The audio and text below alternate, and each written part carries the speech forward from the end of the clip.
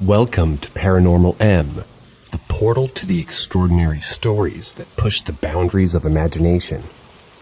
Make sure to subscribe and turn on notifications to be part of our ongoing exploration into the inexplicable. Lights with a message. In 2018, my grandfather passed away after 4 years of struggling with dementia, an awful disease that strips a person of almost everything that really makes them who they are. It was a very difficult time for me because, as his only family member, I had to take full responsibility for his finances and important health decisions. Not to mention the guilt I was carrying around, mostly because he was living in a nursing home due to needing 24-hour care. The day after the hospital called to say that he died, I made the 6-hour journey by train to his home. I fumbled my way through the next 3 days, registering his death, arranging his funeral and flowers, contacting the relevant people, all of that. Not really sure if I was doing the right things by him, and second-guessing each decision that I did make. After my grandfather's funeral, I returned home, in a state of disbelief that I had just said goodbye to the last member of my family. I got to bed that night worrying about whether I'd done this and if it was the right thing to do or not. I happened to turn towards the window, just as a beautiful rainbow-patterned light sparkled across my blackout blind. There was one, then two, then loads of these lights, which seemed to be on my blinds. They made me think of the light flashes that you get from a spinning glitter ball. They appeared to rain down and dance across my blinds.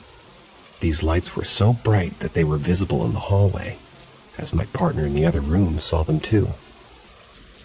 The lights were visible for maybe 7 seconds before fading out.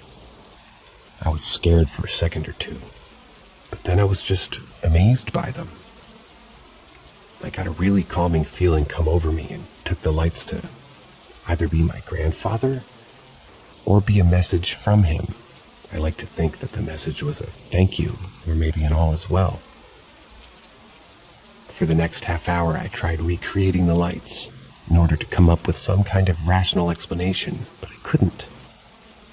No light ever comes through that blind, nor does any light come through the blind in the other bedroom.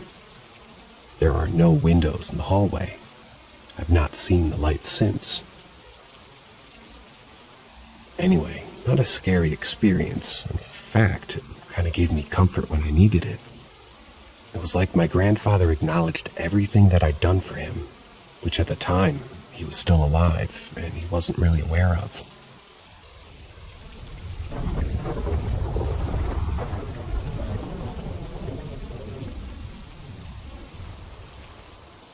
The Hooded Monk. This was a story told to me by my grandfather years before he had passed away. My grandparents were both born in the first half of the 1920s, and they were brought up by my parents and family who were very much Victorian in their ways. What you saw is what you got. They were both highly intelligent, honest, hardworking, and didn't have time for BS. To say I was surprised by my grandfather telling me a ghost story is a massive understatement. He began by asking me, "Have we ever told you about the monk?" Anyway, my grandfather said that a few years beforehand, my grandma had gotten up out of bed at about 6 a.m. and made her way downstairs to make a pot of tea. This was her everyday routine, one that she'd been doing each day of her married life for the past 60 years. My grandma walked along the hall toward the kitchen ahead of her, and on her way she saw my grandfather in the dining room on the right-hand side of the hall. She saw him by the sideboard, wearing what she assumed was his dressing gown, hood up over his head. My grandma had called out, "Morning, Ken," and continued on her way to the kitchen. After making the pot of tea, my grandma had taken the tea tray into the lounge and discovered my grandfather, dressed in his clothes, sat up in his chair reading the newspaper. She had made a comment on how he got dressed quickly this morning, and confused by the comment, he asked what she meant. That's when Grandma had told him that she'd seen him 5 minutes ago in the dining room, dressed in his dressing gown. She said that she'd called out to him, but perhaps he'd not heard her with that hood up over his head. My grandfather was now even more confused, because he didn't even have a hood on his dressing gown. They laughed the event off, putting it down to hallucinations caused by deteriorating eyesight. But my grandfather said he was a bit worried at the time that it could just be a sign of dementia. To a couple in their 80s, dementia is far more scary of a prospect than seeing a ghost. My grandparents didn't talk about this strange incident again until the same thing happened to my grandfather sometime later. He had been to the bathroom, which was opposite the lounge, and from there you could see half of the dining room. He told me that he had come out of the bathroom to return to the lounge, and as he walked across the hall, he caught sight of my grandma in her dressing gown with the hood up, walking towards the dining room window. By the time he reached the lounge, he realized that this was not my grandma, and he headed into the dining room to investigate. There was nobody in the dining room, and my grandma was in the kitchen. My grandfather told me that. He was immediately relieved that he'd seen the person in the hood too, because that meant my grandma wasn't, quote-unquote, losing it. And two, he believed that they had seen a ghost, and because of the hooded robe that it wore, they decided that it must be a monk. Hearing my grandfather talking about ghosts was great. It was a subject I never dreamt of discussing with him. Hearing this completely genuine person tell me they'd seen a ghost of a monk just solidified my belief in the paranormal. It scared the shit out of me too, though.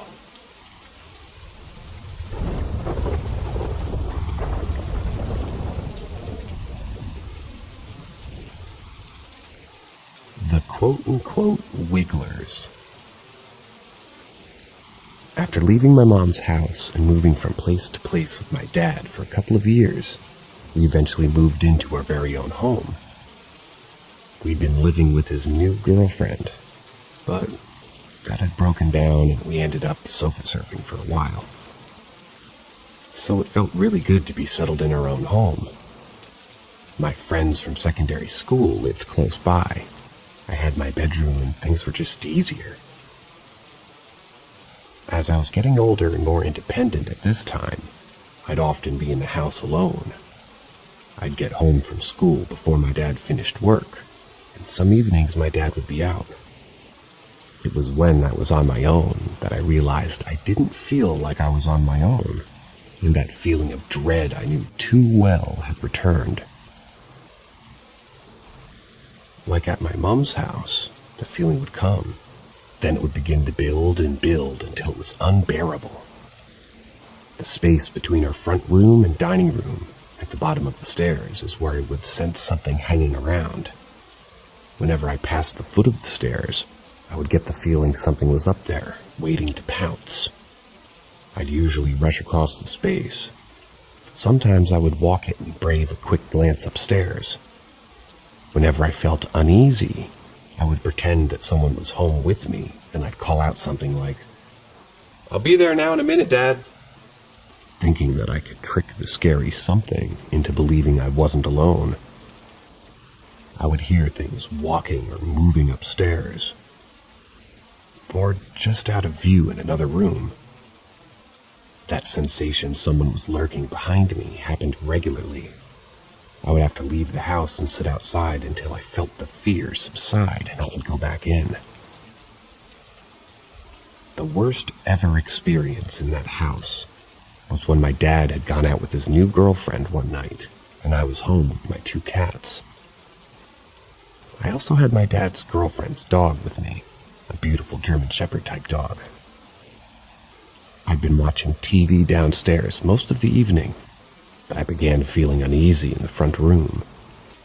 So I went upstairs to my bedroom to distract myself with a book or a magazine, with one of my cats next to me on the bed. and the dog sat on the floor next to my bed. That damned feeling of something lurking was still there and beginning to build. I noticed my cat looking to the window wall that had a boiler there on the wall. Health and safety. She was sat fixated on something. I then turned to the dog. She was sat rigid and upright, nose pointing forwards, looking to the exact same spot as the cat was. My heart sank.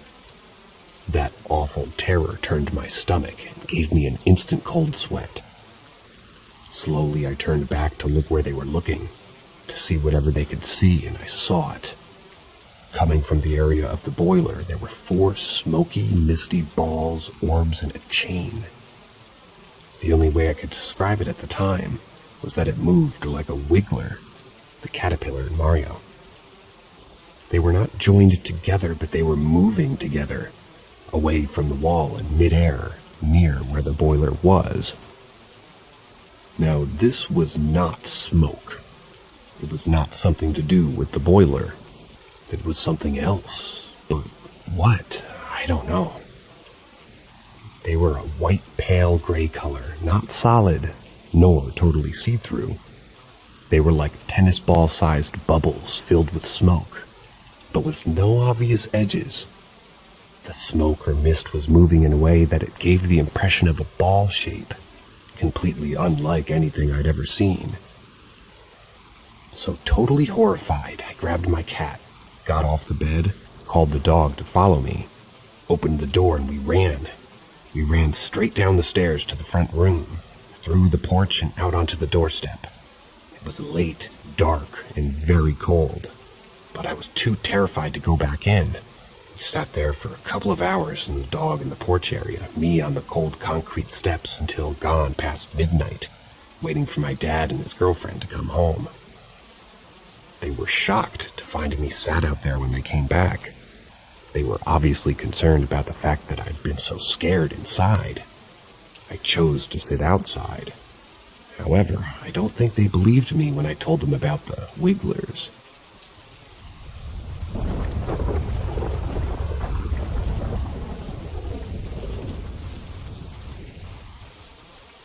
Darkness within the dark.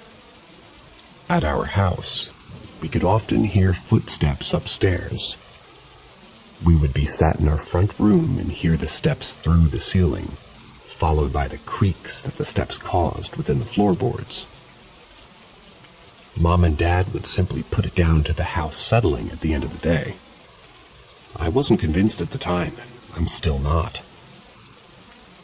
Although it was a very pleasant room with no creepiness happening in it, I can remember being really annoyed that my parents put me in the bedroom that they did. They had taken the attic room for themselves, and I was scared that if the unknown something that I felt within the house came up the stairs, it would get me first, and they would be too far away to save me. The stairs went up from the ground floor to the small landing, with my room directly on the left and the other bedroom to the right. You had to take a step up to the right to get to the other room, crossing the hallway which ran back parallel to the stairs. So that room had a buffer from the stairs, if you see what I mean. I moaned and begged to be moved to the bedroom opposite, as it felt safer being in there. However, once I moved into that bedroom, I began experiencing scary stuff. I would lie awake in bed in the total dark.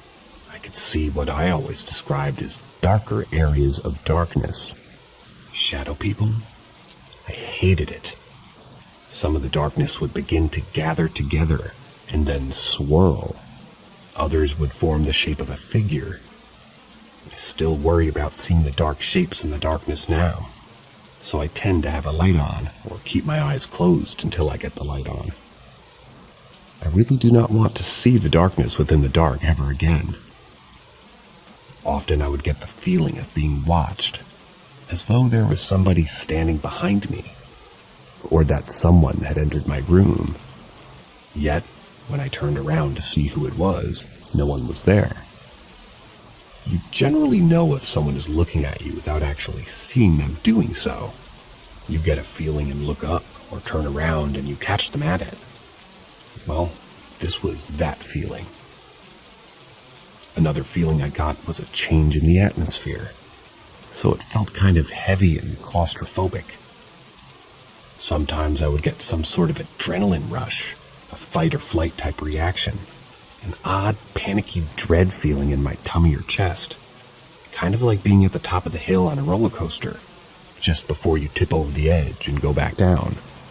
The feeling of impending doom, one could say. There were many types of strangeness occurring in that house, but I think the last scary thing I experienced there was when I was about 9 and I was actually living there anymore. I wasn't there. My dad had moved out, and after a while, I'd gone to live with him. I had returned to visit my mom for the overnight stay. All I remember about the visit was going to bed that night, absolutely terrified that I was going to see the dark patches of dark moving about, forming shapes, gecko, and giving me that awful feeling of panicked terror. I eventually got myself to sleep, and I had been sleeping for a few hours when I woke with a start. I sat up and could see that it was still very dark around me, and I began to panic. I fumbled about for the lamp behind me and tried to feel for the switch. After what seemed like forever, but was probably only 5 seconds, I found the switch and pushed it. Bang! The stupid bloody light bulb blew out. I crawled to the end of my bed and went for the switch on the wall for the main light. That bulb flickered on briefly before popping out of existence, plunging me back into darkness.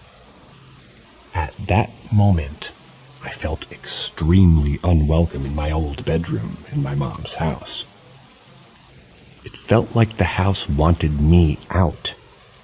It reminded me of the previous time that the bulb had blown in the front room.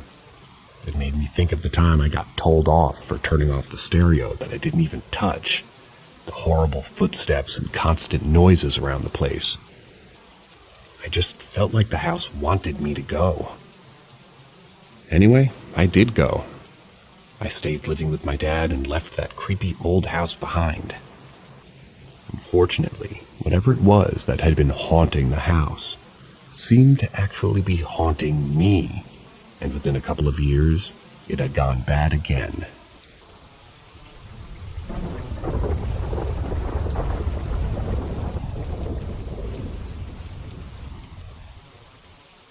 The house hated me. More from the house in England. I remember sitting in the living room with my mom one time, when I was about maybe 6 or 7 years old. She was reading a book. Mom loved her books, and was listening to the radio. I was not enjoying the music, and I think because I wanted the TV on, I had moaned and just asked if we could turn off the stereo. Mom said no, and I was sulking. Now, to turn the radio off, you had to physically switch this button from left to right, or push a different button to turn off just the radio. I know this for sure, as I actually had this stereo until about 3 years ago. Anyway, after a bit of this, it's not fair from me, my mom managed to calm me down and got back to reading her book, as I once again sat doing my coloring book. A short time passed and the room went silent. The stereo had been turned off. My mom was not impressed, as she obviously thought I'd gone against what she had just said. Although I initially found it quite funny, thinking I'd mysteriously gotten my way after all, I soon became upset and angry because my mom didn't believe that I'd not switched it off. She'd been convinced that it was me, because of the fact that the switch had been moved across and couldn't just happen on its own. Somehow, my mom thought I'd gotten up, gone across the room, switched it off, and then returned to my coloring book within a matter of seconds without being seen or heard. There were often times when the house, or whatever was causing these things to happen, made me feel very, very unwelcome. It felt as though the house just hated me. Probably sounds nuts, but that's the feeling that I got. Another time, one evening, Mom and I were again sat in the living room, chilling out. I know it was evening time because the little table lamp was switched on. I was actually watching the TV this time. And guess what? Guess what my mom was doing? That's right, reading a book. So anyway, we're in there enjoying our own things when the light bulb died. It popped quite loudly and blinked out. Now this is a relatively normal occurrence, but what made this really bizarre was that my mom started laughing to herself and then said something like, "That's weird, I just read in my book, then bam, the lights went out." She showed me the page that she was on and the words were there in black and white. Probably just some sort of random coincidence, which was quite funny at the time, but looking back at it with all the other stuff that was going on, it's a little creepy.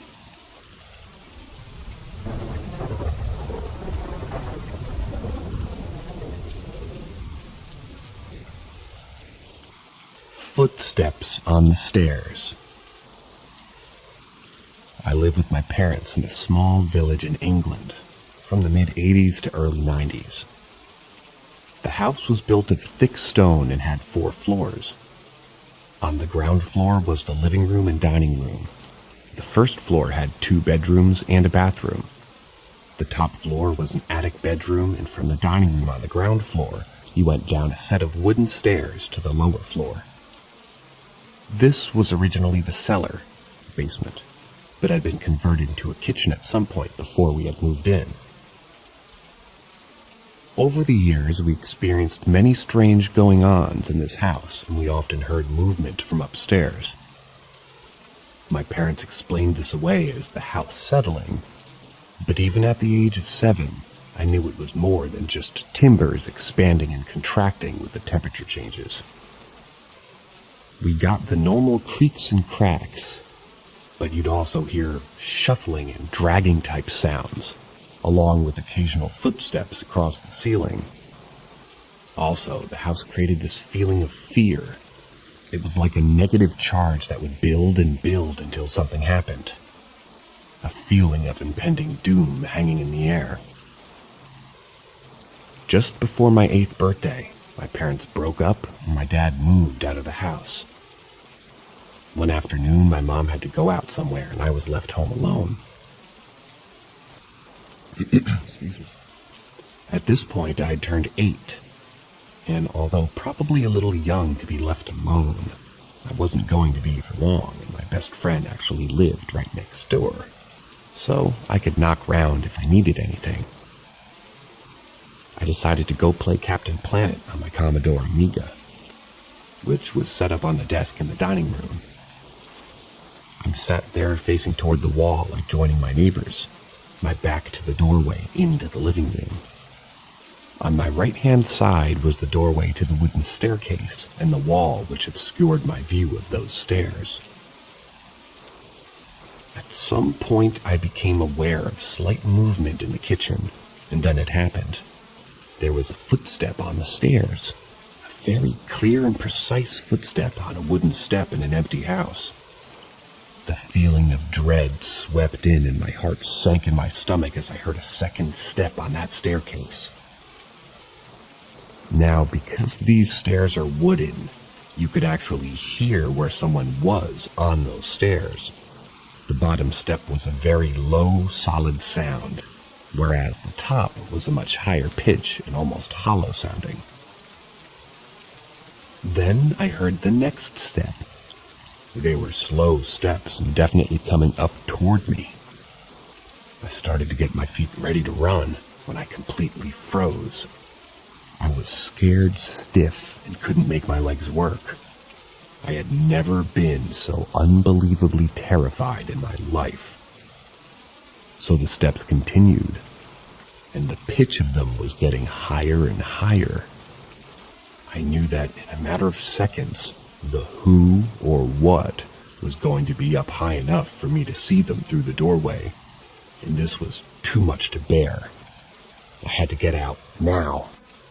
so I literally pushed myself off the desk with my hands and more or less dragged myself along by grabbing on pieces of furniture. My legs went from totally dead to jelly-like, and I managed to get myself into the living room and out the front door. I knocked on my neighbor's door, and my friend's dad ran round to check who was in the house. Yet, there was nobody there. I stayed next door until my mom came back, and she verified that she had not returned earlier on. So, they were not her footsteps. The incident was put down to just your imagination playing tricks on you. But I know what I heard, and I know how badly it terrified me. I never heard the footsteps on the stairs again, thankfully. But I did continue to have other experiences. Although I was scared in that house, I'm glad I got to experience it at all, as it's made me who I am today.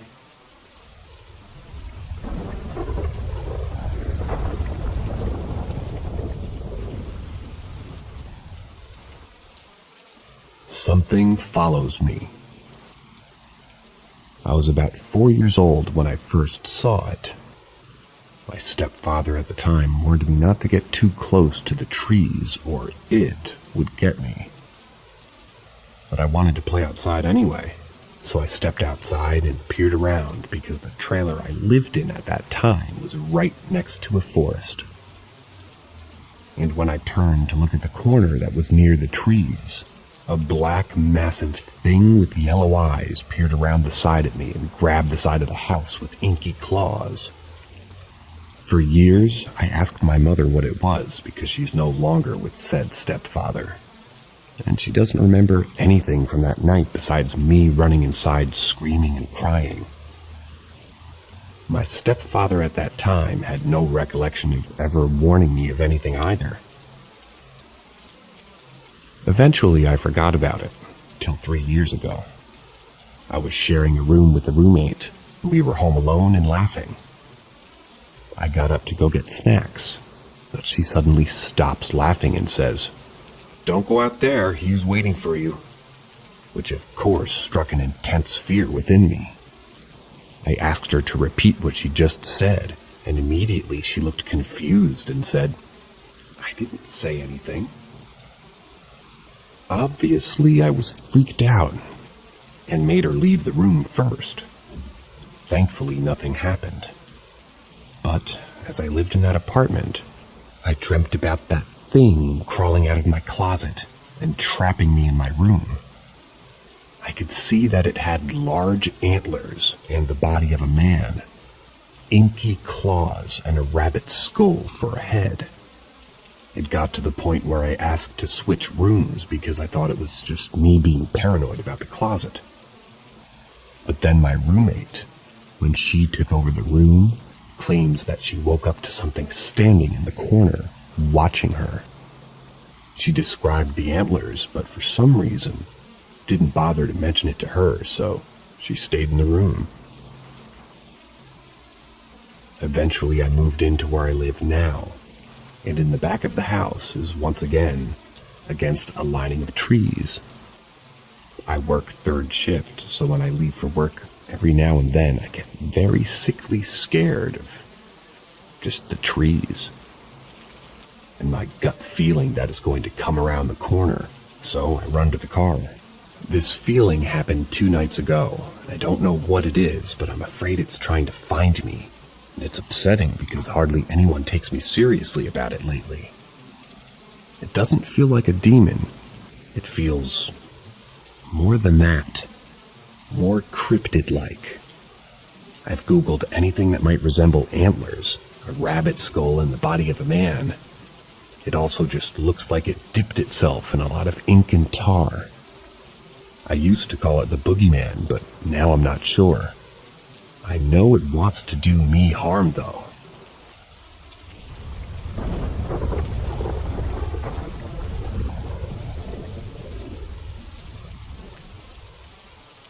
Ghosts in the Bathroom, the Courthouse Hotel, London. Most of my friends at the time lived or worked in the area, so there was usually something fun going on after I finished my shift. which was normally 7 p.m. One evening, 3 of my friends were in town and ended up heading to the courthouse London for dinner. If you walk down Carnaby Street towards Liberty, London, the courthouse is just at the bottom, over the road. It's a pretty swish hotel with a bar and a restaurant, but it used to be a magistrate's court. It still has a lot of the original features, including the old jail cells, where you can have drinks in the courtroom and the restaurant seating area. Anyway, one of my friends had planned ahead and booked us a table. Although we turned up, there was only one other couple dining in there as far as I can remember. It was a weeknight, so I wasn't busy at all. We had dinner and chatted. The night was like any other night. Any other night out for dinner, that is. And I'm not a big drinker. I don't remember drinking at all, but if I did, it would have only been a glass of wine, so I was in no way drunk. I excused myself and told my friends that I'm just popping to the bathroom, back in a minute, and off I went. So the layout may have changed. I haven't been in many years, but at the time, the bathroom layout was as follows. There was a door you had to push, a short corridor, another door you had to push open, and then you were in the bathroom. Both doors were heavy and swung closed behind you once you'd gotten through them. The bathroom was a smallish room, but nice as far as bathrooms go. There were 3 empty cubicles, all with the doors neatly open. I went into the right-hand side toilet and closed the door. As I was sat using the toilet, sorry, I know, I began to hear what sounded like whispering behind me. Behind and perhaps just off the right. It made me turn around, but I just thought to myself it must be something coming from the room next door. The whispering continued, but I couldn't really make out what was being said. Surprisingly, I was chilled and didn't think anything of it. It was just someone in the room next door, right? The next thing was knock, knock, knock. 3 pretty loud knocks rapped on my toilet door. Now, I'm in a pretty confused mindset. I thought one of my friends must have come into the bathroom and decided to knock on my door for some strange reason. I was finished using the toilet and opened up the door expecting to see my friend, or someone, but there was nobody there. The room was completely empty with all of the cubicles just as they were when I entered, with the doors still open.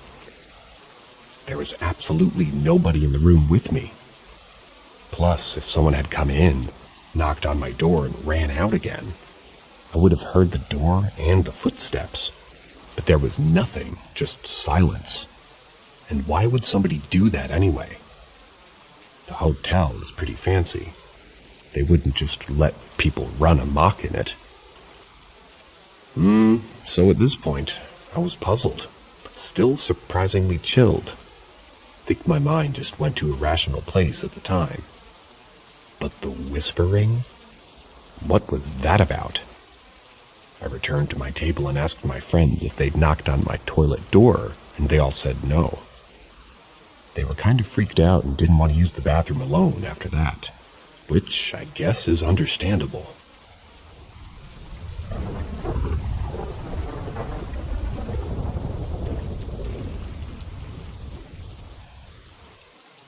Terrified at night at my late grandma's house. So this is a true story that happened in 2014, and I still think about it all the time. My grandma passed away on New Year's Eve in 2008, going into 2009, and the house that she'd lived in her whole life. She was an absolutely amazing lady, who'd do anything for anyone, but was really ill in her final years with Parkinson's. The last time I saw her was in Christmas of 2008, and she was gone a few days after I traveled back to London. I always wish I'd stayed with her longer. If only I'd known that that would have been the last time that I'd see her. After she passed away, my parents moved into her house and sold theirs. It's a pretty small dormer bungalow with all the bedrooms upstairs. Every Christmas, myself, sisters, and brother would travel back home to the north and stay over for a few days. As there isn't a whole lot of room, I opted to sleep in the living room on a pull-out sofa bed, which I'd done many times before. To be fair, the house has always had kind of creepy vibes. I pretty much grew up at my grandma's house, and she would look after us whilst my parents were at work. So night one, I wasn't thinking anything creepy or scary at all, although I did leave a small lamp on. I'm so used to living in London, with the constant noises and bright night skies. Up north in this remote village, it's pitch black at night and eerily quiet. It can be hard to sleep. It's just a bit too quiet. I noticed the room was very cold, although the real coal fire had been on and was slowly ebbing away. But I slept fine, nothing really unusual. Night 2. Just the same as the other night, really. The room was a bit chilly, but nothing out of the ordinary. I was pretty tired after running around playing with my nephew all day, so thought maybe I'd have a deeper sleep if I turned the small lamp off that I'd had on previously.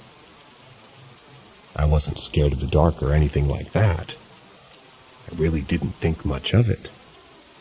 Over the years, I'd slept over in that room loads of times. So I fell asleep around 11 p.m. maybe. I can't quite remember the exact time. Around 2 a.m. I suddenly woke up out of nowhere with a sudden jolt of absolute fear and terror running through me. I was hyperventilating and felt so hot that I was sweating. But as I jolted awake in fear, I could feel someone was holding onto my hand too. I slept on my right side with my right arm and hand kind of turned up on the pillow next to me. And I could feel a hand in my hand, holding it. My God, I've never been so terrified in all of my life. I mustered all of the energy I had, jumped out of bed in the pitch-black room and scrambled for the light switch. Obviously, there was no one there. I wasn't dreaming anything before I woke up, but it felt so real. I felt a hand. Plus, I wasn't feeling ill or anything. What I felt was just sheer terror.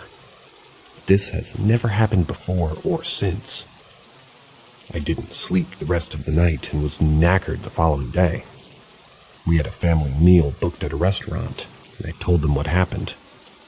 I expected them to laugh at me, but my mom and dad looked at each other and said a few weird things had happened since they moved in, including a glass that likes to move by itself fairly frequently at the odd bump in the night. My mom won't go downstairs at night unless she really needs to. So, if it was my grandma who came to pay me a visit, I'm sure that she wasn't trying to frighten me, but geez, I've never slept in that room again and never will. In the garage of the same house when we were younger, my little sister once said that she saw the ghost of a man wearing a military uniform. I'll have to ask her about that one.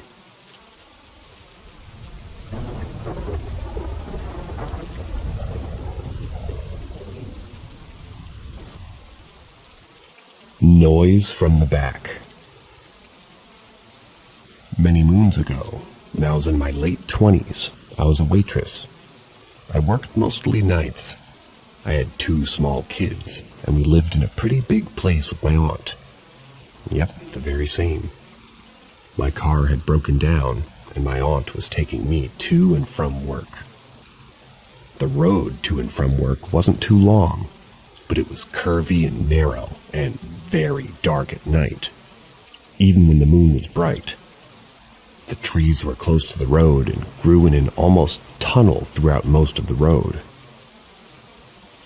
This one particular night, it was after midnight by the time that we were heading home. My aunt is driving and I'm in the passenger seat, counting out my tips. I hear some rustling coming from the back floorboards and asked H about it. At first, she hadn't heard anything, but eventually she did. Our initial thought was kittens. We had small kittens at the house, and they were kind of bad at jumping into vehicles anytime the door was open. We pulled to the side of the road when we came to a spot that was wide enough so we could have a look. The car was a two-door, so we had to push the seats up to take a look in the back. There were some newspapers in the back floorboards, and it was these that we had heard rustling. We picked everything up, but didn't find anything. Next thought, a breeze from our window. We had them down, maybe an inch or two. Maybe it was disturbing the papers. No big deal, right? So we got back in the car and continued on. When we started hearing it again, it was quite a bit louder and bigger somehow. This is much more than a breeze. But we try to ignore it until something starts hitting the back of my seat. Not real hard, almost like a small kid lightly kicking my seat.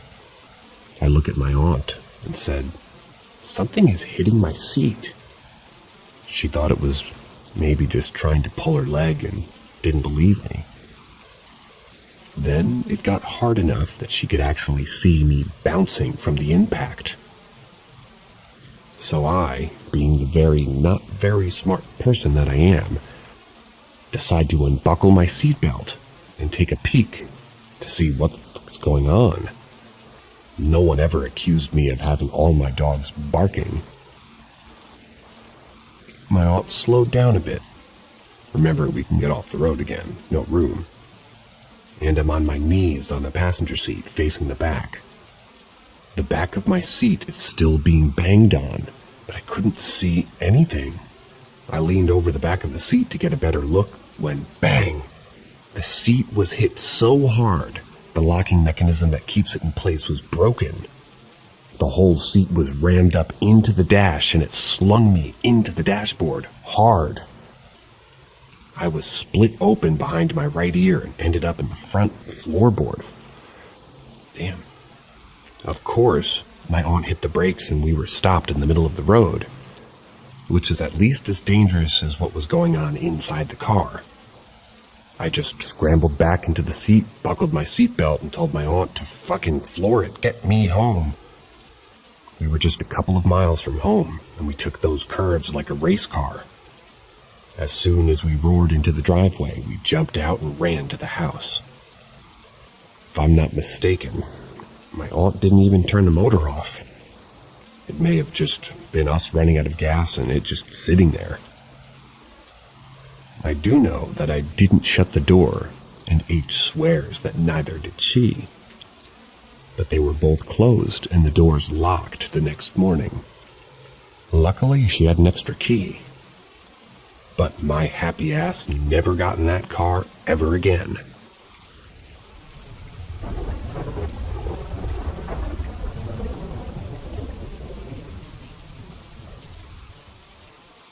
Another story from someone in the back seat.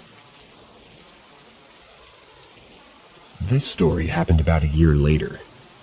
The person in the back seat was still quite frequently in my mom's and aunt's cars. They became used to it. As I said, occasionally they could see him in their rearview mirror, but usually he could only be seen from outside the cars. On this occasion, Mom and my aunt were taking a bit longer ride and were, as usual, listening to their radio pretty loudly and singing along. Their ride had taken them past their paternal grandmother's gravesite. Now, y'all need a little bit of background here. Grandmother, my great-grandma, was a bad mamma jamma. Everyone said she was a witch. This being the South, anyone even remotely different was called a witch. So that makes me, kind of never mind it. However, this woman was into devil worship. She was not a Satanist. There's a huge difference. No, She was into animal sacrifice, blood rituals, all things ugly. Trust me, she wasn't a good person. She detested my grandmother, the lady who married and had children with her son, because my grandmother wouldn't take any of her shit, and other things which I won't get into. So, on her deathbed, and this was witnessed by several people, including a doctor, mind you, she swore that she would come back through one of Granny's children or grandchildren, and that she would never allow them to live in peace. Also, I'll mention that my pawpaw, her son, wasn't like her, but his sisters and father were. Is this clear as mud? Okay, on with the story. On this bright, beautiful day, the road Mom and my aunt were on was really twisty and windy and hilly. They knew the roads pretty well. They traveled them quite often and didn't think anything unusual would happen today. They were wrong. Laughing and singing, all was hunky-dory until they passed this graveyard. They've always gotten chills passing here, but nothing really happened to them before. This day, just as they were going past, they actually felt like something got in the car with them, suddenly. They got cold on a summer day. The radio suddenly cut out, and they said they smelled what they assumed was roadkill. Rotten meat, basically. Then something weighed them down and held them against the seats. Neither could move at all. They even had trouble taking a deep breath or saying anything, because the weight on their chest was so heavy. Then Mom, she was driving, suddenly felt her foot getting heavier and heavier on the gas pedal. The car was going faster and faster on this winding, twisting road. She couldn't take her foot off the gas. Couldn't move even her other foot to the brake. Couldn't move their hands, not even their head. Only their eyes could move. The car was going so fast it was starting to shudder and shake. However, they were kept on the road, went around the curve safely, and had no accident. Mom was able to glance into the rearview mirror and saw that the passenger was with them again. Suddenly, after what felt like ages, the weight was lifted from them and they could control both their body and the car. The cold and the smell were gone, and it was like nothing had happened at all. Of course, they were terribly shaken and had to pull over and get out of the car. They have no idea how they were able to come off that road safely, except to assume that their passenger helped them somehow. Now, obviously, some of y'all are going to call this bullshit, and that's okay. I was raised on the story, and still find it hard to believe. However, I will say that I've heard this story from each of them more times than I can count. Neither of them have ever had the slightest change in the story. And, to this day, neither of them will even tell me where the road is. I know it isn't too far from where I grew up. Obviously, I can't even tell you for sure what country it's in. No one in the family will even speak her name, and even the ones who once knew where she was buried swear they can't remember when asked. They'll shut down any questions immediately. Any and all records that they have were destroyed, and back then nothing was kept outside of the family.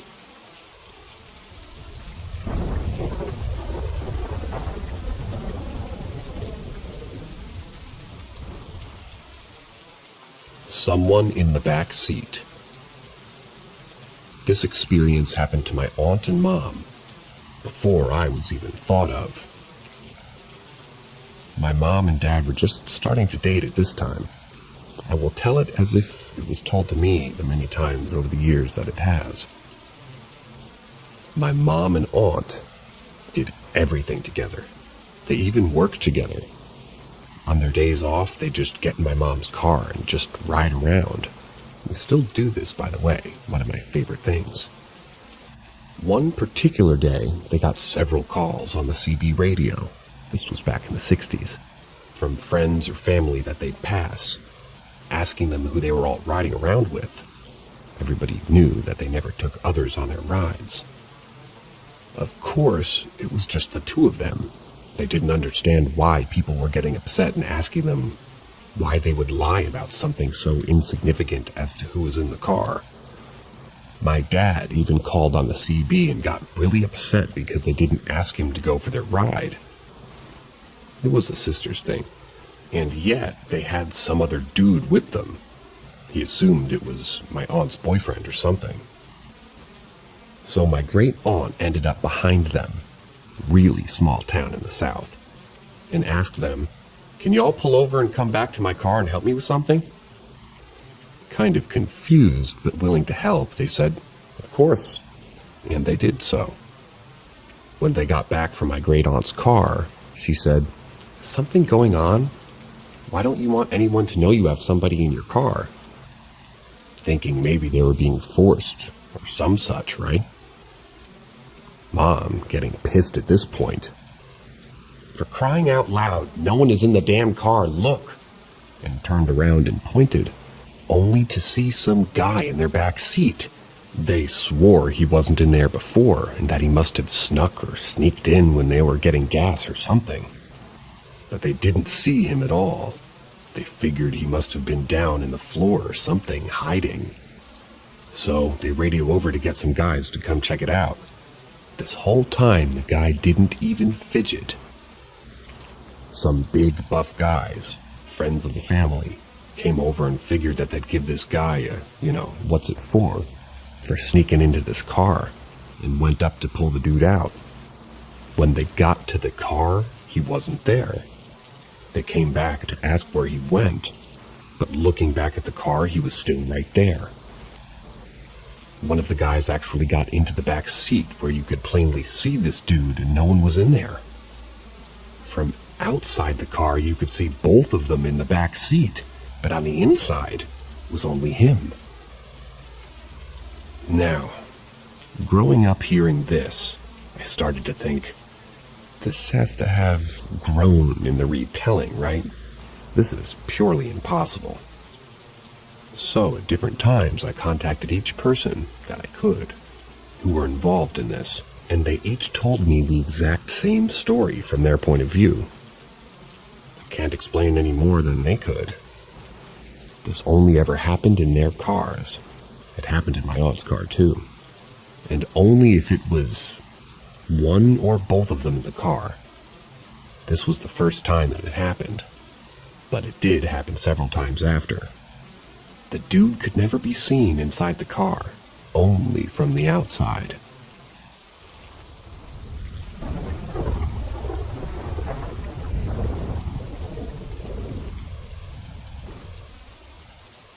A phone call with Sandy. So to set the scene, I was about 7 years old when this happened, but I remember parts of it like it was yesterday. Also, this story is told often in my family, so I can confidently tell it from all other points of views. My parents both worked at this time. My dad was a firefighter, and he has 24 48-hour shifts. And so my eldest sister, 14 at the time, was often left to babysit. There were 7 of us, including the eldest ranging from age 14 to 16. Also, our grandmother lived just across the parking lot from us. My sisters were calling the request line to request a song to be played on the radio. Yep, I'm aging myself here. And my sister, brother, and I were jumping on Mom and Dad's bed, just down the hall from the living room. Now, we had an extension phone upstairs, and we had smaller ones that we were known to listen in on phone conversations with. So when somebody picked up the extension phone while my sister was on her phone in the living room, she assumed it was us. It happened several times, but it would hang up when my eldest sister yelled, "Hang it up!" Finally, she got irate and called us out by name. When she called our names, we came out of our parents' room down the hall, where there was no extension. Obviously, this struck her as weird. but she just figured that she either imagined the sound of the phone picking up or it was a glitch.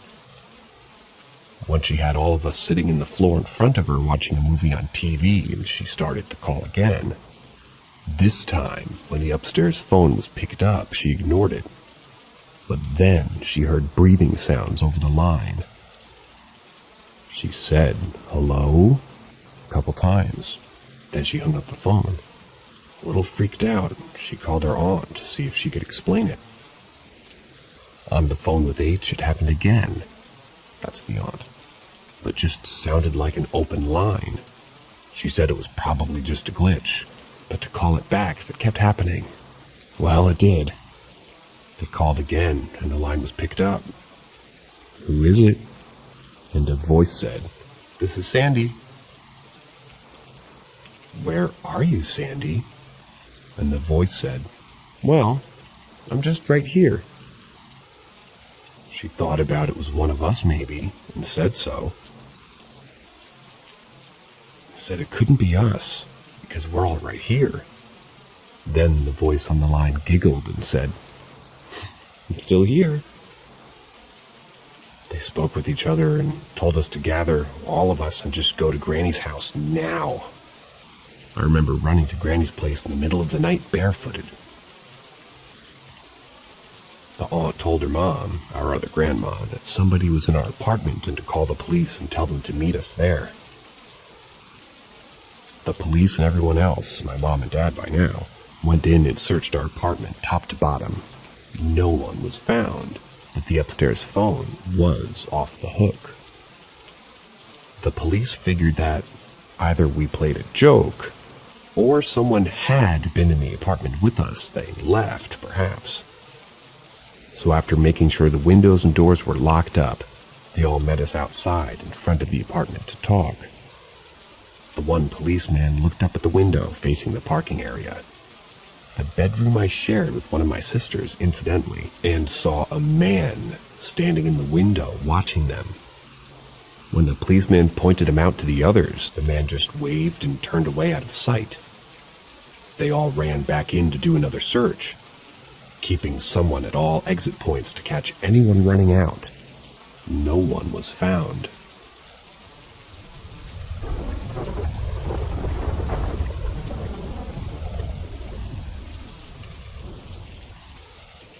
Was it my imagination?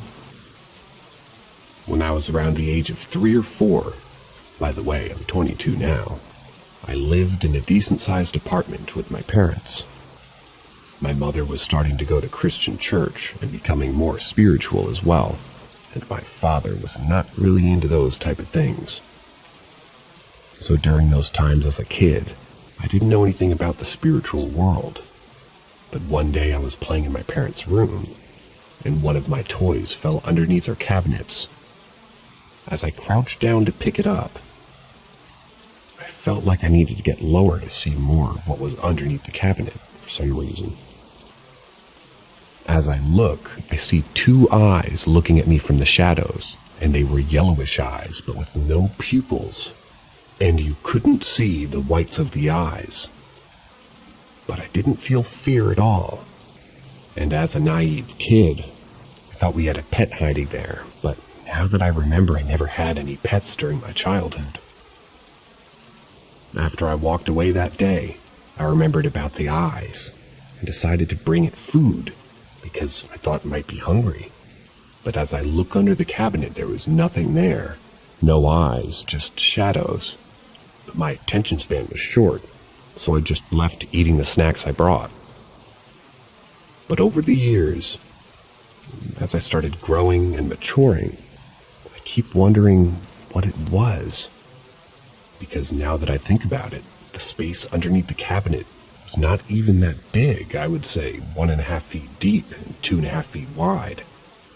Which, if there actually was an animal there, I would at least see the body.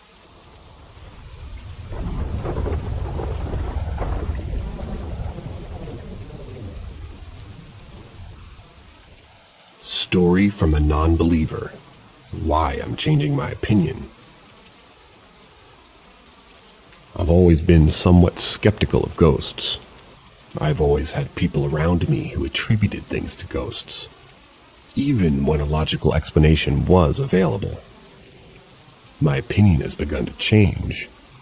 I began living alone. No big deal. I'm not afraid of the house settling or bumps or bangs. I have dogs and they knock stuff over all the time. I recently got an Oculus. I cleared the room and made my sort of play space. I also keep my dogs out of the room so they don't get hit or get stepped on by accident while I'm playing. So I'm playing my game, the TV was off. And after playing for a while, I noticed sound on my TV is on as well as the speaker. I take my headset off, look around, and turn both off. I started playing again, and then I noticed my watch alarm going off. It's a digital watch that I've never set an alarm for. I rarely wear it. It was sitting in the drawer. So I think, okay, my Oculus is somehow sending a signal and these are somehow being affected by it. I start playing and have this weird feeling like someone is in there. I look over my shoulder. You can tap the side of the Oculus and the screen shows you your surroundings using your camera. I don't see anything, but I see a big dog looking at something, not me. I scanned the room and nothing. I started playing again, my dog after all, but I can't shake the feeling. So I check again this time, taking my headset off. My dog is still looking behind me. There's nothing there but open space. I put the headset up for the night because it just felt that weird. I've lived in this house for about 7 years and never felt this feeling before here. Fast forward to yesterday. I'm playing with some friends in my Oculus. I hear my TV turn on and my friends also hear it. This time it was a TV in another room. So I turn it off. I see the controller in the middle of the floor. It's a guest room where the TV is rarely used. The remote is always directly below the mounted TV on the console. It's just sat there for months without moving. I keep getting the feeling of being watched, but not always, just intermittently. I don't know what to think. I've always been skeptical about ghosts, but I can't explain the remote. Maybe somehow the Oculus messes with electronics, but looking online, I haven't found any proof of this happening to anyone else. I'll update on any more occurrences.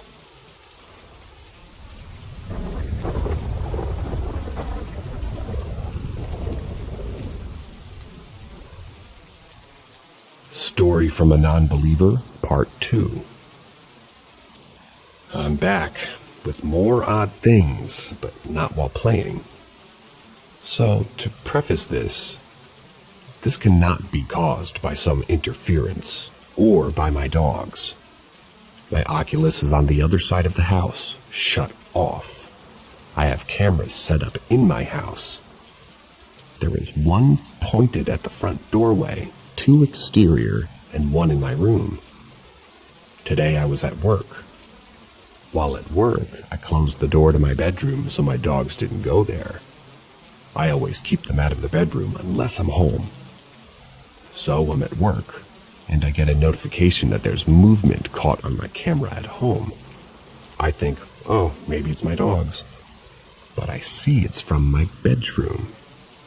So I begin thinking someone broke in or something. So I checked the feed. So I checked the still image that it captured. I see nothing. I brush it off, maybe a bug or something activated it. 2 minutes pass, and I get another notification of movement again. I check, nothing. I watch the feed again, this time for 5 minutes. I don't see anything. I begin to think maybe some lights are just reflecting or some form of light is causing the camera to think that there's movement. As I'm watching the feed, I'm trying to look for some source of light. I have double blackout curtains, so they block light quite well. I have the lights off and no fans, and HVAC is running during the day when I'm not home.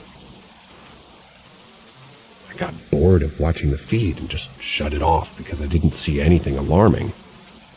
Within a minute, I get another notification of movement. I watch the feed, put my earbuds in, and listen as closely as I can. It's quiet, but like you'd expect an empty house to be. I watch again for 10 minutes or so. I debated calling my neighbor and having him check it out, but I decided not to. Usually any loud or odd occurrence would cause my dogs to bark, but I haven't heard them once on the feed or gotten a sound notification, just ones for movement. I finally stopped watching, thinking maybe the settings for movement notifications are just too strict. So I raised the tolerance to high. I closed the app, and in 5 minutes I got another notification. I'm at work, so I didn't notice the notification right away. I checked my phone 15 minutes later. I have 6 notifications for movement. I check all the stills. They all look identical, nothing out of the place. Nothing different from each picture. I decided something's gotta be up with this camera. I get a few more notifications before I'm off of work. When I get home, I check the room, and nothing changed from that morning. Everything is as I left it. Of course, I walk in and get a movement notification. I checked it and saw myself in the still photo. I test the tolerance by laying in my bed and turning over. The camera does not notify me. So the tolerance changed to high. Doesn't notify me by this movement, which in my opinion is more than slight. I did a full turn and nothing. So I don't know how it was getting set off earlier in the day. I have never changed the tolerance settings before now, and I've never gotten false movement notifications either. This camera has been installed for about 1.5 years as well. I don't know what could have set it off. None of the other cameras notified except once or twice for my dogs laying in the front door. I'm stumped on what could explain it. Now, I'm logically minded, so I've been trying to come up with something and I just can't. There's nothing in the images and nothing that's been moved. It's just my camera notifying me starting at 1:03 p.m. to 3:53 p.m. It's odd. I can't come up with an explanation as to why I got 16 movement notifications in those hours.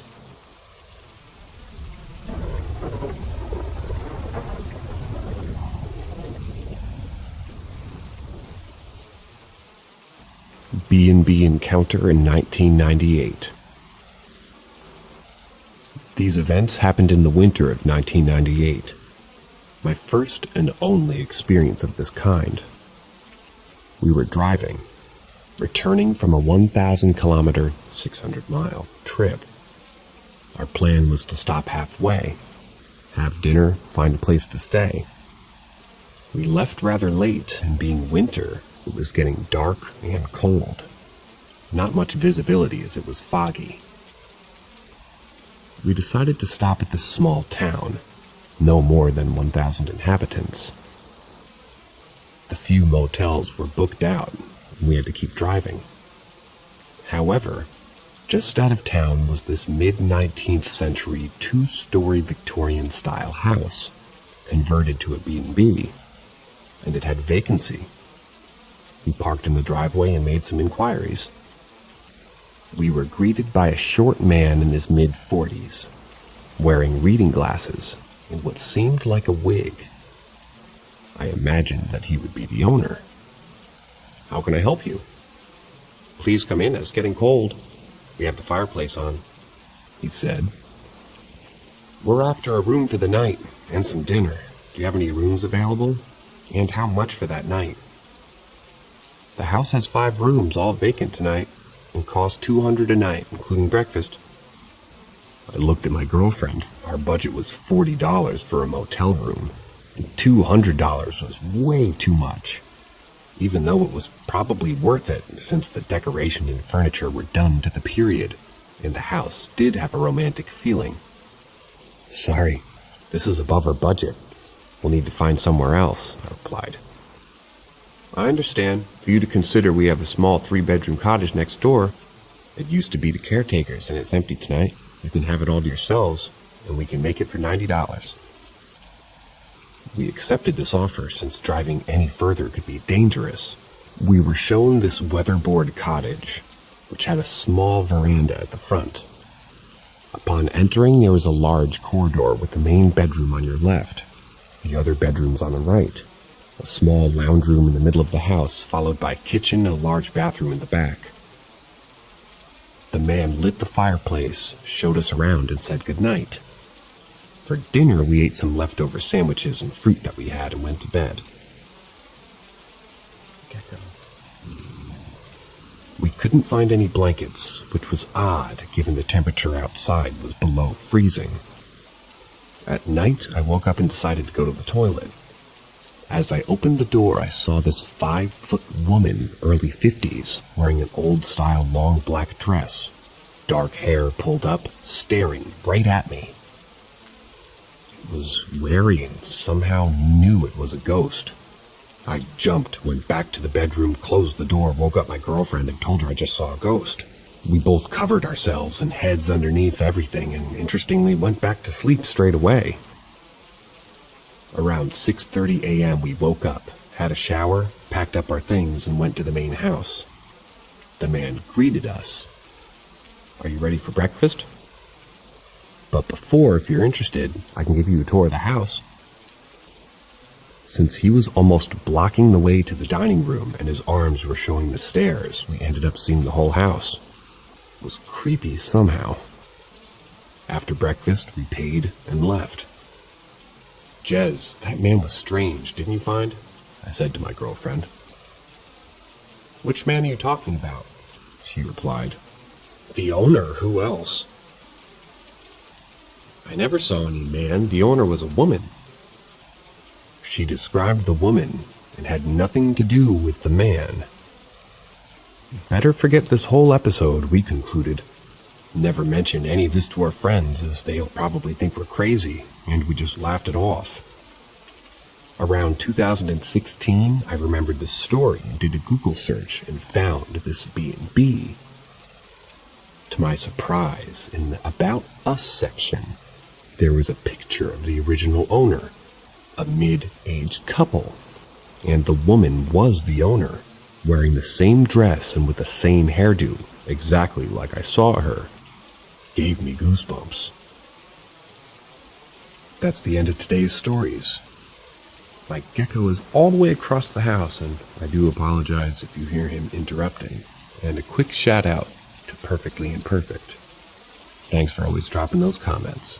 Helps us on the algorithm and helps us feel good about our work. As always, see you later. Have a great night.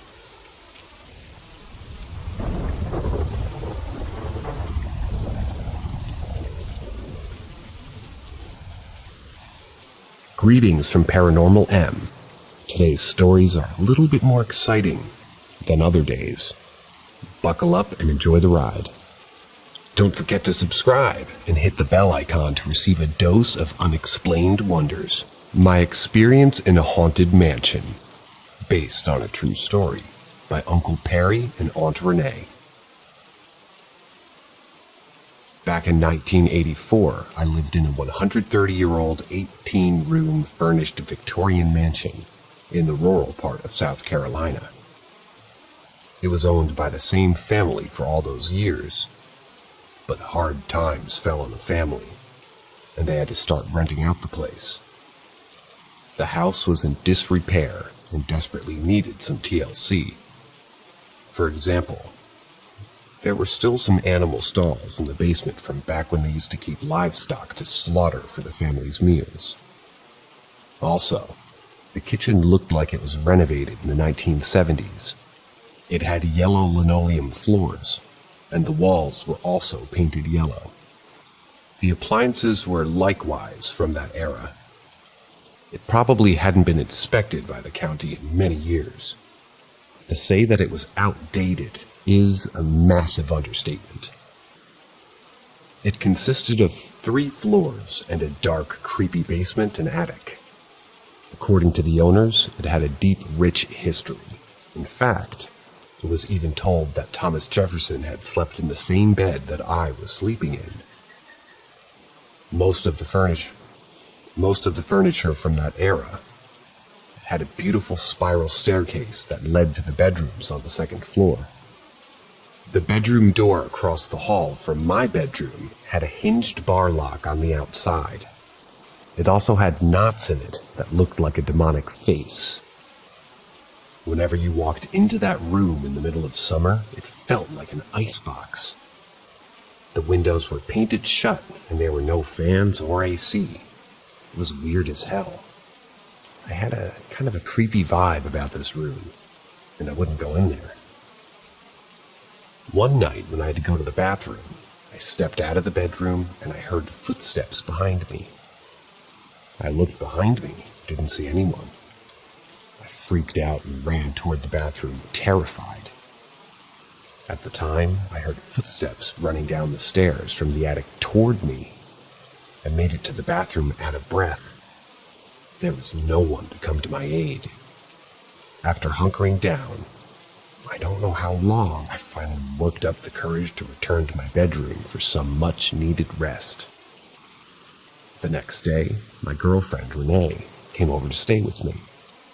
She's a very sensitive and spiritual kind of person and wanted to tour the house. As I walked her through the place, she pointed out spiritual hotspots in certain areas. The attic, the basement, and the room on the second floor across from my room. She said the attic was where the servants used to reside, and she still could feel their presence. The basement, where most intense anger was coming from. The room across from my bedroom was where an old woman had died years ago. One night when she was staying over, she went into the basement to do laundry. She went to grab the laundry from the dryer, and she felt as if someone was watching her. She spun around and saw what looked like angry slaves from the Civil War era. They slowly crept towards her with retribution in their eyes. She panicked and ran upstairs to the bedroom and said to me, "I'm done with this place. I'm out of here." I said, "What happened?" She said, "I saw something in the basement. It looked like a shadow, but I can't be positive. It scared the shit out of me." I replied, "What the hell are you talking about? I'm not going back down there. If you want the laundry done, you go down there." I said, "Fine, I will," and I went downstairs. When I got to the basement, I put the laundry in the hamper and started carrying it up the stairs, when I felt something following behind me up the stairs. I turned around and saw something following me. It was gray and cloudy and getting closer. I ran up the stairs and into the bedroom. Renee asked me if I saw it. I said, "Yeah, I did." Suddenly, we heard a knock at the bedroom door. We froze in terror. We saw a fog-like substance seep underneath the door. She backed away, screaming. I charged the door and threw it open, but there was nothing there. I yelled into the hallway. "Come and get me, you fucking pussy!" Renee exclaimed. "What the fuck are you doing?" I told her that I was going to stand up to this bullshit. She grabbed a crucifix off the wall and took her place by my side. We waited in an anxiety-filled anticipation for what was to come next. After waiting for what felt like hours, we went to bed. The next day, I went to the attic to get some things I stashed there when I first moved in. As I climbed the stairs, I heard movement. I paused to listen closer, thinking it was probably a raccoon or some other small animal. But it sounded like someone walking around, almost pacing back and forth. I crept up the creaking steps to the attic door and listened. I could hear talking, but it wasn't English. It was almost a mumbling, but I could tell that it was a different language. I reached for the doorknob, and it was ice cold. Abruptly, the doorknob turned on its own and flew open so hard that it smashed into the wall. My natural reaction was to get into a defensive posture. I was ready to kick the intruder's ass. I looked around the huge multi-roomed loft. Dust was flying everywhere. It was obvious that no one other than me had been up there in quite a while. Several pieces of furniture from a bygone era were covered in sheets. I located the boxes I was looking for, but they had been moved from where I had last put them. The dust on the floor showed that they had been slid to a different position. I looked underneath the sheets just to make sure that there were no trespassers hidden underneath them. I found no one. Also, there were no fingerprints in the dust, human or animal. I scratched my head in bewilderment but shrugged it off. I grabbed my things and went back downstairs. I asked Renee if she had been in the attic. She said no. I told her what had happened. She got a little bit freaked out. At that point, she stated that the house is haunted. She asked me if I knew the history of the house. I said, I didn't think about it until now. I'll definitely have to ask the landlord about it when I deliver the next rent check. Later on, while we were watching Amazing Race in the living room, we heard some noises on the floor above us. It was the pitter-patter of little feet scampering back and forth. We looked at each other horrified. I jumped up, bounded up the stairs, 2 steps at a time. When I reached the landing, I saw small, wet footprints going up and down the hallway, like that of a child. I tracked the footsteps back to the bathroom. When I got there, the water was running in the clawfoot tub. When I reached to turn the water off, I saw a small boy laying in the bottom of the tub, submerged in water. His eyes were open, but staring up blankly. He was blue and badly bloated. I screamed, "Holy shit!" I stumbled backwards and ran into the sink in horror, knocking several things to the floor. Renee heard the commotion and ran upstairs. When she got there, she asked, "What the hell happened? Are you okay?" All I could do at this point was point at the bathtub with a shocked look on my face. She looked and saw the boy. Renee said that she saw the boy on her initial tour of this house. Thinking he was just a boy, she didn't say anything about him. She turned off the water, drained the tub, and the boy disappeared. As we made our way down the hallway back to the living room, the demonic-looking door across from our bedroom flew open with a crash.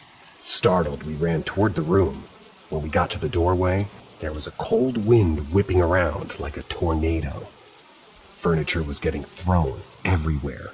In the middle of the room was an apparition of an old, crackling hag. She was levitating and reaching out her long, talon-like hands toward us. Unexpectedly, the door slammed in our face. We looked at each other in utter horror. We simultaneously said, "Nope!" Ran to the car, fearing for our lives. I immediately drove to the landlord's house to break the lease. When I explained why, he didn't act surprised, and told me that he's always had a hard time keeping tenants longer than a month. I asked what's the story about the place. The landlord went on to say, with the house being so old, there had been many deaths inside of it. He said the actual number is unknown, but there seems to be 4 main areas that the spirits inhabit. The basement was where slaves from the Civil War were imprisoned, beaten, and starved to death. In the attic, a chambermaid had died giving birth as a result of an unwanted pregnancy. In the bathroom, a boy had been drowned after slipping into the tub, banging his head.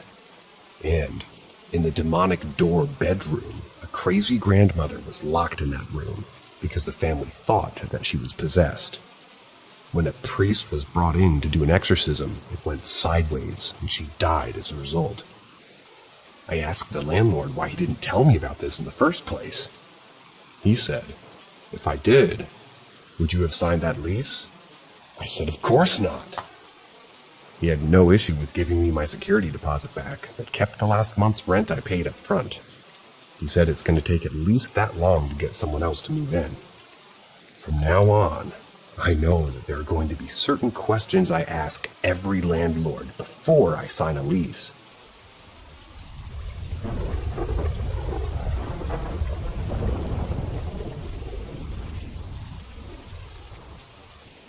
Haunting at work. Not so long ago, I waited tables at one of the oldest restaurants in LA. It's called Tam O'Shanter. Look it up if you don't believe me. It's one of those old historical gems that even most LA people don't know about. Hell, I grew up just a few miles from the place and always called it that log cabin restaurant. It was one of Walt Disney's favorite haunts before Disney was a thing, and it was frequented by actors of the 1920s and 30s. Well, when I got hired, the first story I ever heard about were the ghosts of Tam O'Shanter.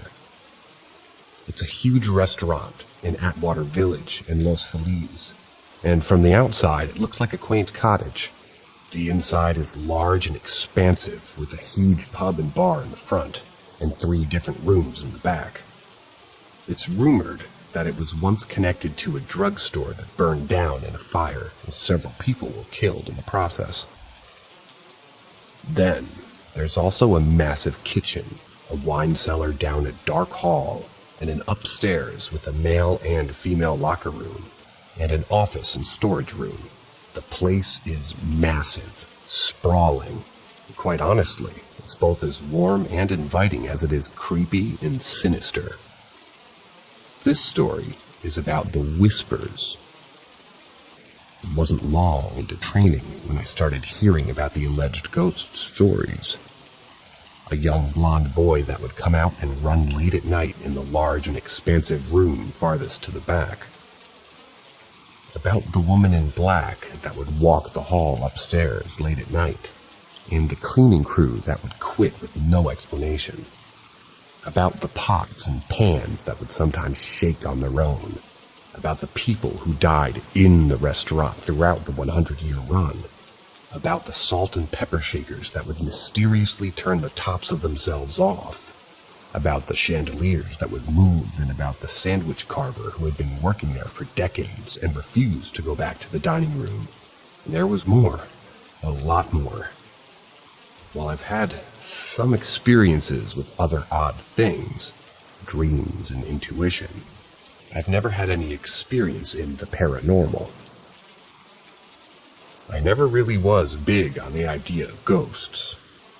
I still think most otherly things can be explained, but I must say my time at Tam, especially that first month, made me stop and reconsider my belief in the supernatural.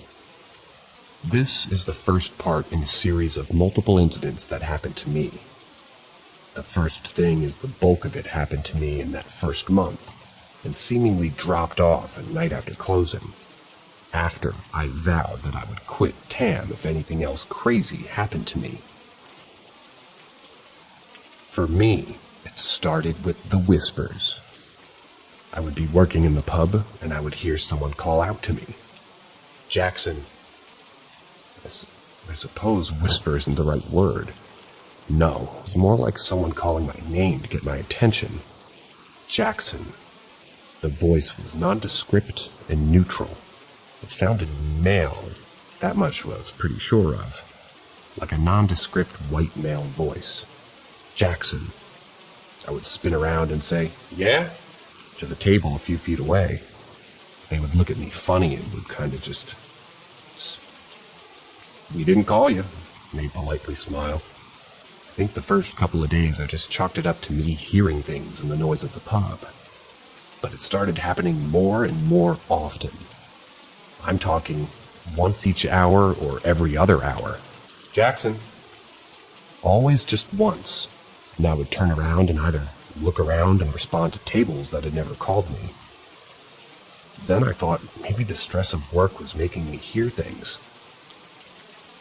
Until one day a co-worker of mine, Ashley, spelled with an E at the end, said, "I keep hearing someone call my name." And then another time of mine, Brooke, and then another of mine, a good friend, Dominic. What we all had in common is that we were all new.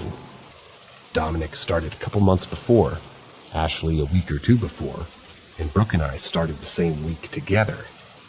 Some of the other staff swore by other more peculiar things, while others witnessed nothing. Well, by the second or third week at Tam, things started ramping up with me. It was now once or twice an hour, every hour, and I ignored it. Thought maybe it was just the new medication. Well, one day early in the morning, I was an opener. Part of my job was to get silverware and make roll-ups for the lighter and more casual style dining in the pub.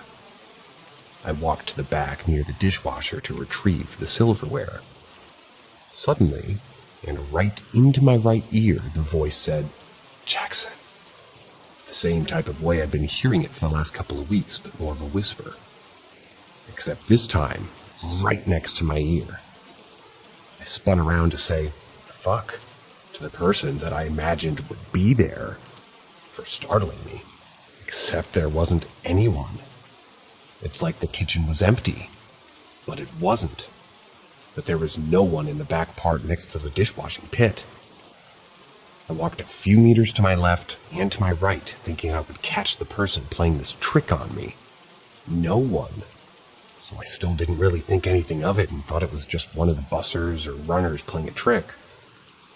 So I gathered up the utensils, made my roll-ups, and began to think about what had happened more. I was beginning to question my insanity. I think you meant to write sanity. Am I starting to hear voices? I wanted to ask other people about the voices all the time, but I also didn't want them to think that new guy was going crazy either. So I happened upon Michelle, who was a sales manager for the company. She was always sweet and bubbly, but she didn't interact as much with the servers because she was mostly in the office. I thought asking Michelle would be a safer bet. "Hey Michelle, I have a question for you, and it might sound kind of weird." "Yeah, what's up?" she replied. With hesitation and a soft tone, I asked her, "Do you ever hear voices in here?" She gave out this soft laugh, without an inclination of fear. Her laughter made me laugh and sobered me up a little. How ridiculous I must have sounded. How it sounded so crazy. She was laughing about it. It's what she said and did next that made me stop laughing. "You know, it's so funny you say that. I have heard somebody calling my name before. You know what's so funny? It happened to me right there." My heart sank and smile evaporated as she pointed. "Yeah, it happened right there." What Michelle didn't know is that she was pointing in the exact same spot I'd been standing when I heard them say my name. Literally at the same fucking spot. I wish I could say this all that just happened. Fortunately, there's more.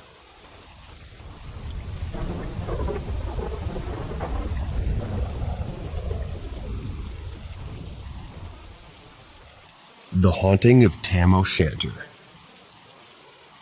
Alternate, it seems. Its name is Tam O'Shanter, and it's one of the oldest restaurants in LA. The funny thing is, most people, even from the city, have never even heard of it, even though most people know it's a sister restaurant to Laurie's Steakhouse in Beverly Hills. Tam O'Shanter preceded Laurie's by several decades.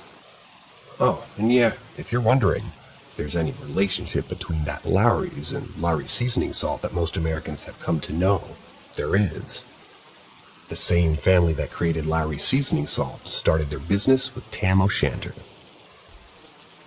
Because Tam O'Shanter was a favorite of the late Walt Disney, we would get many enthusiastic fans and tours. Yes, tours of the restaurant. I never knew Disney and Walt Disney fans existed until I started working there. In any event, as I stated in the previous post, I never thought so much about the paranormal. I mean, I had had dreams and maybe what some could be considered as ESP episodes as a child, but never anything having to do with quote-unquote ghosts. I'd like to think I'm a pretty rational person. While I love a good ghost story, I've always thought most ghost stories can be explained, but after my time at Tam O'Shanter, I'm not so sure anymore. For a while I thought it was crazy, or perhaps it was a medication, but now I just don't anymore. In my last post I talked about the whispers that plagued me almost immediately after I had started. they weren't really whispers, and it was always the same male and nondescript voice. Well, I wish I could say the voice was the only thing that happened to me, but it wasn't. One weekday morning, I was scheduled to open for lunch. Arrivals at 10:30 a.m. It's not like the place is empty at that time. It's not. But there's only a fraction of the staff there at that time versus the dinner shift. There's only one server on the floor. To create a mental picture of Tam O'Shanter consists of a front entrance that spills into the pub. The pub looks and feels like an English pub, with tables and a few cozy booths for seating. If you walk further toward the back, you come to the main dining room with about 10 tables. Look to the left, and there's a nook with about 10 tables or so as well. That's the tartan room. If you look to your right, there's another room with about 15 tables. If you walk further, you encounter a small service bar to your right, and then 6 to 7 steps leading up to a huge back dining room. This was called the Prince Charlie Room. There's got to be at least another 20 tables in there. The Prince Charlie Room was only open on weekends and holidays. And, well, the whole month of December, as this was the busiest time for the restaurant. Now that I've laid out a picture, let me get back to the opening shift. My job as an opening server was to make roll-ups for the pubs, which got quite chaotic and busy about an hour after lunch each day. Well, to make roll-ups, you need silverware. Sometimes there wouldn't be any in the dish pit, so I would raid the polished silverware in the Prince Charlie room. That particular morning, it must have been my 3rd week at TAM, and by then I knew that if there wasn't any silverware in the dish pit, I should go to the Prince Charlie room. There was always something about that room that didn't quite feel right. It could be noon and 80 degrees, and yet that room still felt dark and cold. It didn't help that the only windows were in the back of the room. There were also these old paintings of some famous Scottish poets and young princes that adorned the room. I don't know, but I always found them creepy. Especially the picture of a young, toddlerish boy. It didn't help a few decades of employees swore that they would see a young, blonde toddler run across the room late at night. One employee who had been there over 20 years flat out refused to enter that room, regardless of the time of day. He hadn't gone up there in years. Well, that particular day, I needed silverware. There was none, and I was new and needed to make roll-ups.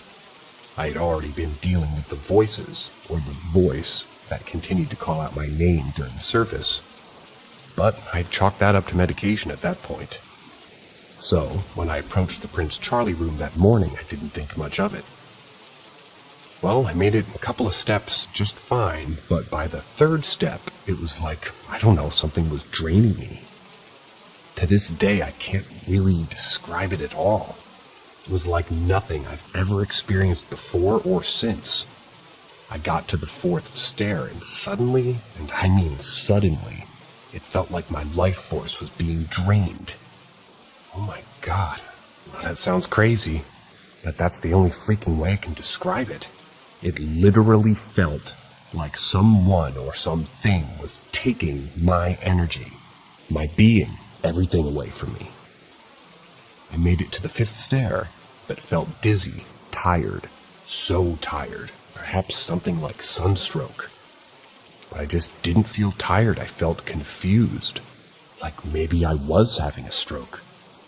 I tried for the 2nd to last step, but couldn't even make it. It became disorienting, dizzy, and I was exhausted at the same time. Fuck, I felt like I was dying. Or at least what I imagined dying must feel like. I immediately stopped and retreated down the stairs. I made it to the chair at the nearby table and sat down. Things were starting to spin, and I was getting more and more tired. I think I sat there for about a minute. I'd started a new medication a few weeks ago, and told myself that just must be this medication. Yeah, I heard the voices for a couple of weeks now, but I too chalked that up to the medication. I approached the stairs, and at this time, I tried again. Slowly. I made it up to the room. I hurriedly grabbed the silverware, looked around the creepy-looking and overly dark room. Even in the daylight, it was that dark, and I bolted down the steps again. Wish I could say this only happened once. It didn't. It's only been a few years, but my sense of time is a little bit messed up. I don't know if this second incident happened a few days later or a couple of weeks, but I'm certain that it happened in the first couple of months of working here. One afternoon, after the above experience happened, I was working in the pub. I was still hearing voices, but there were always plenty of people around, so it never really scared me. Well, this particular afternoon I had started my shift, and I was near the service well of the bar. If anyone doesn't know what a service well is, it's where the bartender makes the drinks for tables of the restaurant. The server then takes the drinks from the well and brings them to the table. That particular day, Narina was working at the service well. Can't remember, but I'm certain that there was another server there as well. We were all chatting about something or other, when all of a sudden I felt the same weakness and dizziness that I'd experienced the morning I had gone to the Prince Charlie room for silverware. Again, I had never mentioned to anyone at this point about my experiences on the steps, so when the same feeling came over me, I ignored it. That is, until Narina said something that shocked me. Out of nowhere, she blurted, "I feel dizzy all of a sudden." Now, I can't remember if she said dizzy or weird, but I swear on my mother's dead grave that she said something to that effect. Enough for it to elicit an adamant and eager, "Me too!" No one knows how relieved I felt in that moment. For weeks, I thought I was going crazy, losing my mind crazy, hearing my name all the time, draining my energy. I thought I was going batshit. The problem is, if you ask Narina about this incident, she has no recollection of it. She doesn't ever even remember saying that. She doesn't even remember feeling dizzy or like her energy was being drained, or like something really wrong was happening in that moment. By God, though, I remember it. Clear as fucking day. I remember being so happy that I wasn't the only person who felt that invisible force draining something away from me. But Narina doesn't remember this. She didn't remember this when I talked about it a few months later, and she doesn't remember it today. I often ask myself, what the fuck I even do remember? I never had any paranormal experiences before I started working at that good old Tom O'Shanter. And I was already in my 30s, so I don't understand anything that was happening to me.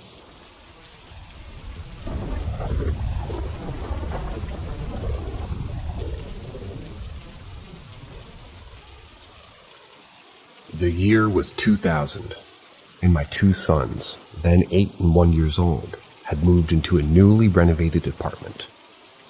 The building was a row of 4 townhouse apartments, and I was between 2 empty units, with the only other occupied unit being on the end.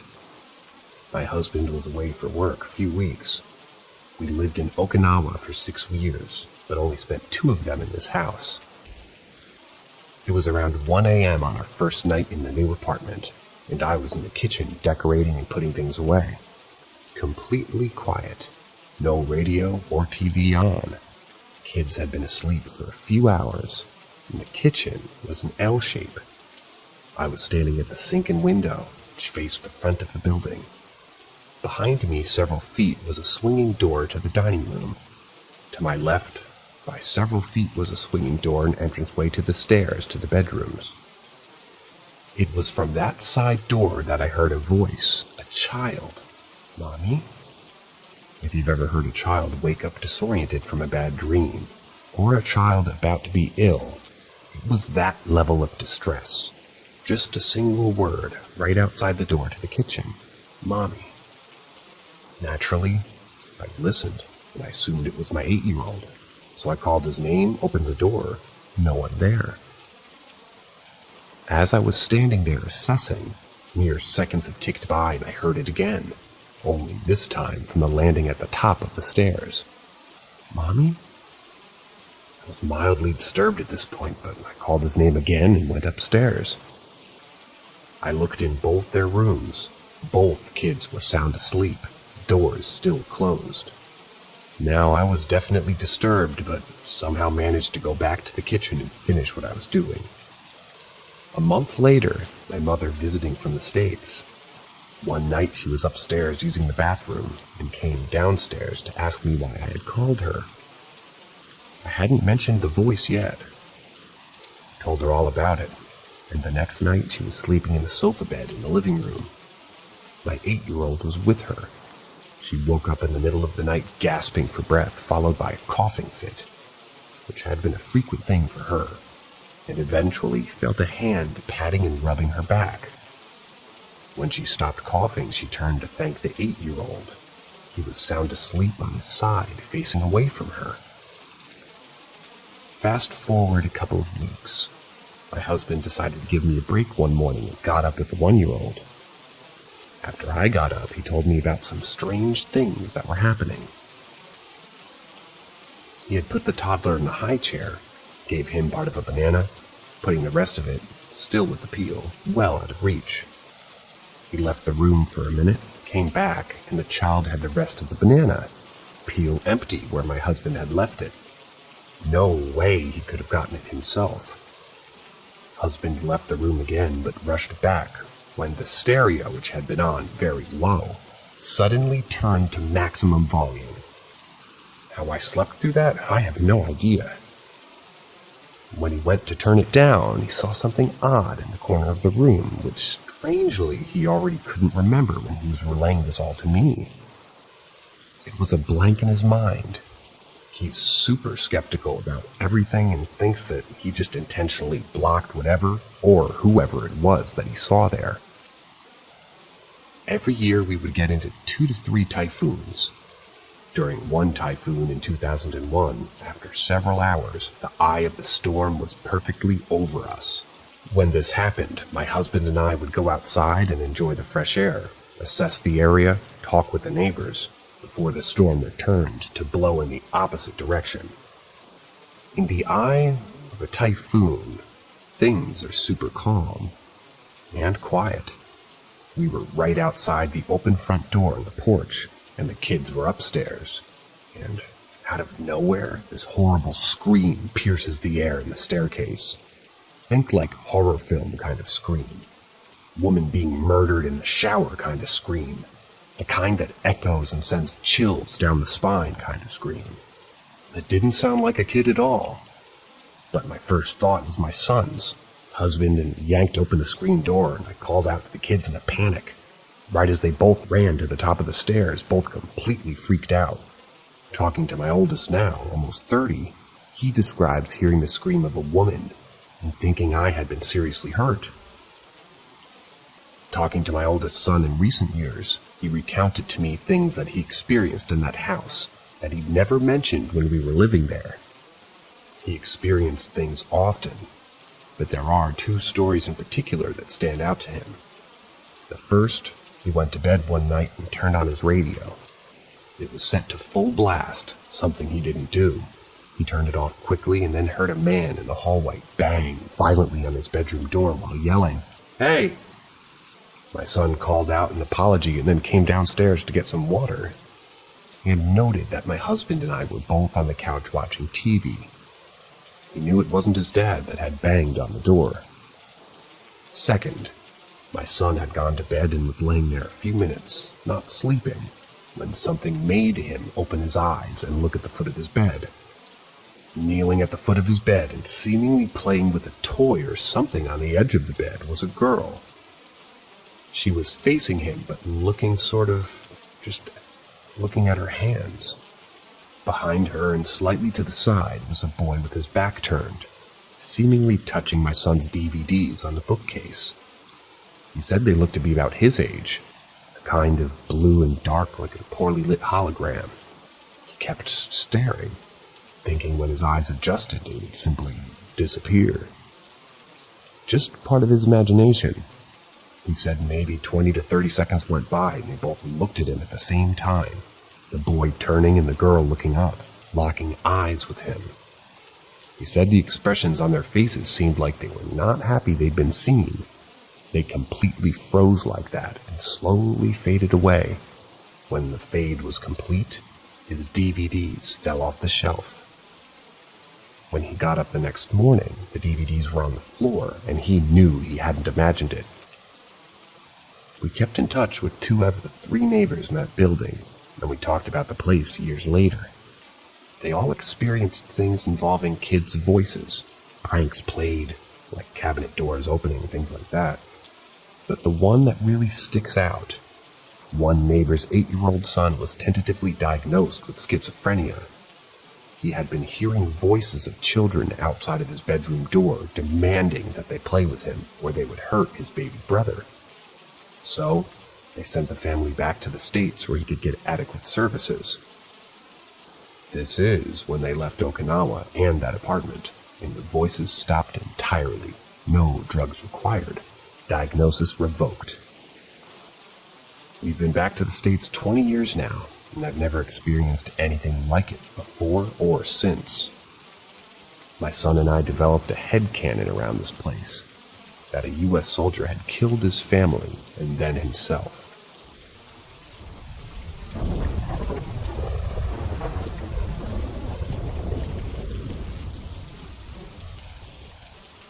My experience. When my son was 3, we moved to a new flat, and about a year after being there, I would have a feeling my son was behind me, and he wouldn't be. And out of the corner of my eye, I'd see what looked like my son and go talk to him, and he wasn't there and in his playing room instead. This happened every now and again, and I never thought too much of it. But when my son, when he was 6, I would hear him not just playing toys with himself, but asking questions and answering someone else's. One time he was having a full-blown conversation in the bathroom whilst brushing his teeth. So I said to him, "Who are you talking to?" He said, "Tommy." So I asked him who Tommy was, and he said, "My friend, Mommy." I said, "Okay, so what does he look like?" And he answered, "Just like me." So I thought, I wonder if this is who I've been seeing on and off for a few years now. So I said, "Is Tommy a ghost?" He looked horrified and said, "No." So I spoke to my mom about it, and she said that he would think of a ghost being scary. Ask him if Tommy is a spirit. I thought, well, he won't know what that even means, but I'll try. So one afternoon I said to him, "Is Tommy a spirit?" And his mouth dropped open and he said, "How did you know that, Mommy?" And I didn't want to say too much, as I didn't want to put any ideas into his head. So I said, "Well, I'm just guessing." "Why? How do you know that he's that?" So he started telling me about one day Tommy sat on his bed and said, "Don't be scared, Jack, but I'm a spirit." And my son looked at me and said, "But Mommy, I wasn't scared as I don't know what a spirit is." So I said, "Well, you're very lucky. It's not everyone can see them as a spirit. It's someone who died." And he said, "Oh wow, well, Tommy's back alive again." So not to scare him, I left it there. That night I was watching TV and heard Jack running down the hallway, and his face looking round in the doorframe at me. So I said, "Jack, why are you up?" And he vanished. I got up and Jack was fast asleep.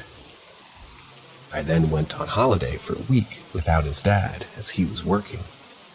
He went to a caravan, and my niece was just asking Jack if Tommy had come, and he said, "No, he said he's staying behind to watch Daddy." So I didn't think much about it. We got home and my husband was behaving strange, causing arguments. He always walked out for hours, and I kept feeling like Tommy and I were speaking with my mom and said how my husband had changed, and Tommy seemed angry. My mom said to try to connect, but I never did try. It was a Saturday morning in August, and I had my cousin's wedding to go to, and my husband was an usher. I woke kind of early to an eerie feeling, and then a noise that something had dropped. I looked out the hallway, and Jack's door sign was halfway down the hallway and standing upright. No one could have done that, as Jack had stayed at my mom's. At the wedding, I caught my husband on the phone to an unknown number. We had a huge argument, and he ended it there and then. My heart was broken. I never felt Tommy at home again, and Jack said that he had gone. I felt so sad. Jack was so upset about his dad leaving also, and his friend. It also came out that my husband had brought this girl back to our flat whilst I was on holiday.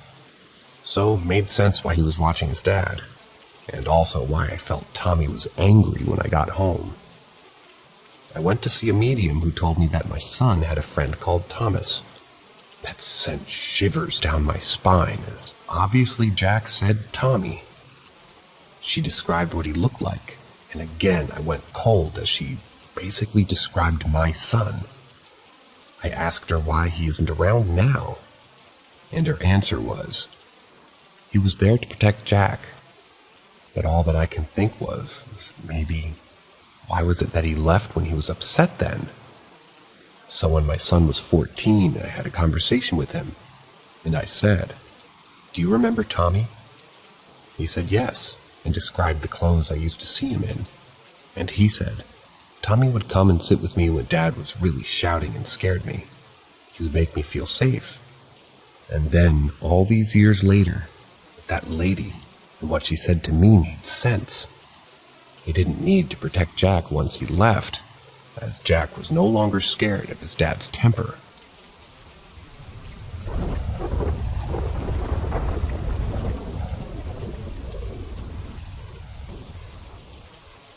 Spooky house in Skelmersdale, Lancashire. So after telling my last story about my son's not-so-imaginary friend, I thought I'd share another one of my stories. As I said, I always had spiritual experiences since I was a baby. My mom said I'd watch things that wasn't really there and ask where it went to. So I always found it awkward telling many I see and hear things. Or dream things that are real for others. I'd started to date my ex who I married, and I went to stay at his house. I walked in and straight away felt a very gloomy presence, but said nothing. I was there for 3 nights, so I tried not to let it bother me. I went to use his upstairs bathroom, and they had this big mirror in there. I felt scared. I didn't know why, but the mirror made me feel eerie and so cold. I was scared to look into it. It just kind of felt like something was going to appear or jump at me. I never told him this, as I kind of thought that it would make me look kind of crazy. I had a shower in there, and the whole time felt incredibly uncomfortable. The shower suddenly felt so hot, and when I got out, I had these 3 big scratches on my bottom half of my leg. Had no idea how it happened. Once the weekend was over, I went home and didn't think much about it. I went back there a couple of weeks later and suddenly felt that strange presence again.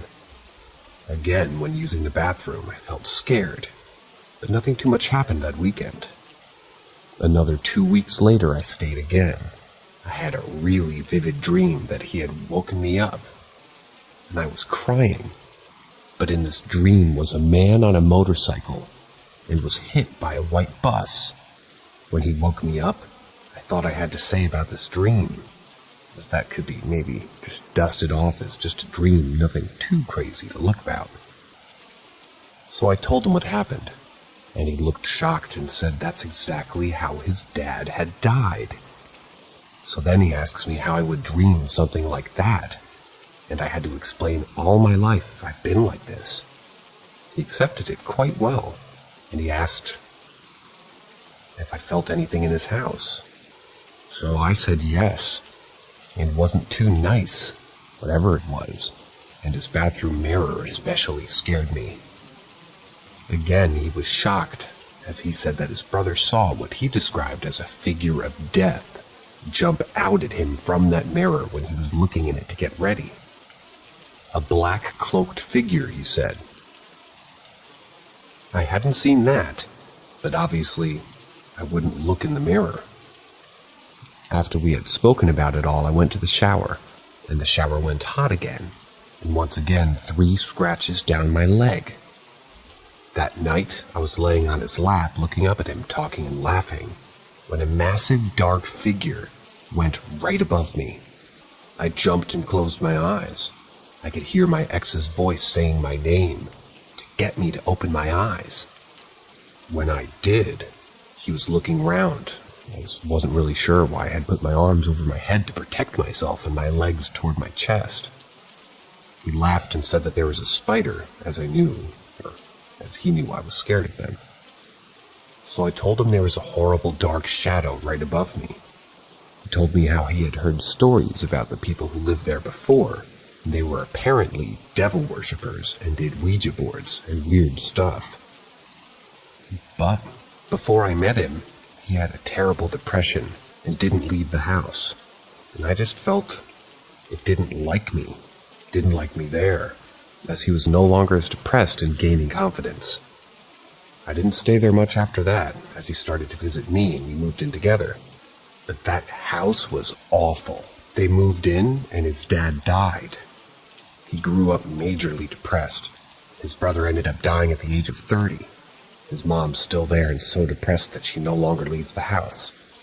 I have no idea of the history, but so glad I never have to visit again, and my children never have to either.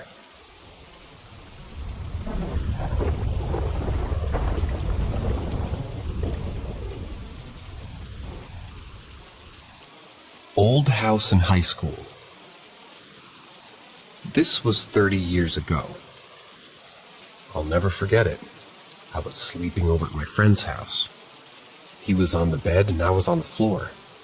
His room's at the end of the hall upstairs. Right next to his bedroom door is the door to his mom's room, the master room with the bathroom. On the other side of the hall is the door to the bathroom. Down the hall near the top of the stairs is his sister's room. Nothing else upstairs. The distance from the top of the stairs to my friend's bedroom door is maybe 15 feet. Not very far. So, we're laying down to go to sleep. His mom has already gone to bed with their 2 giant poodles. They slept on her bed every night.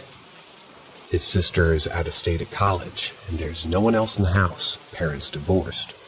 So, we're finally getting quiet and not talking, and it's quiet. And I hear someone walk up the stairs, walk down the hall to the area right in the crimp of our door. His mom's door and the bathroom door, and then nothing else.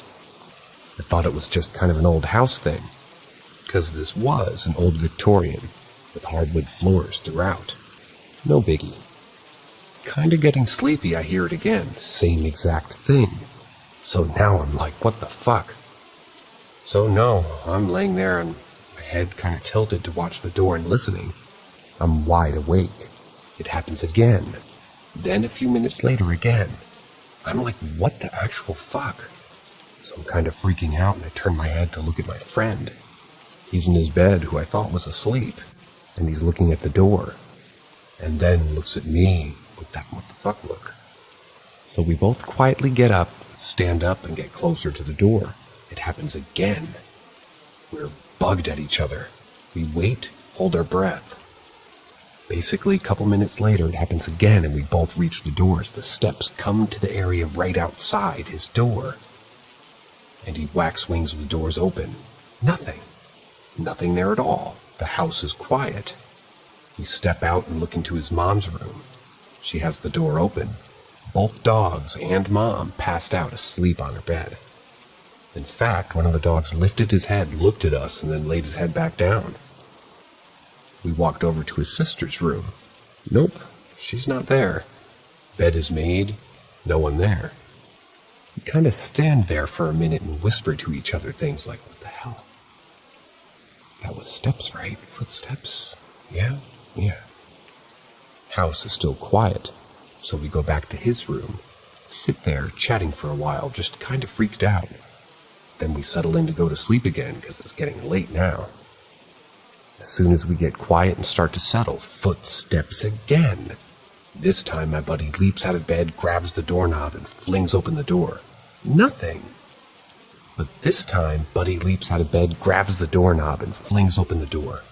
Nothing. So loud, my mom wakes up. She's like, "What's that noise? What's going on?" We just told her, "Nothing, go back to sleep." We go back to his room. We sit there and just kind of talk to each other about what we're feeling and what happened. Talking quietly, and it just keeps happening.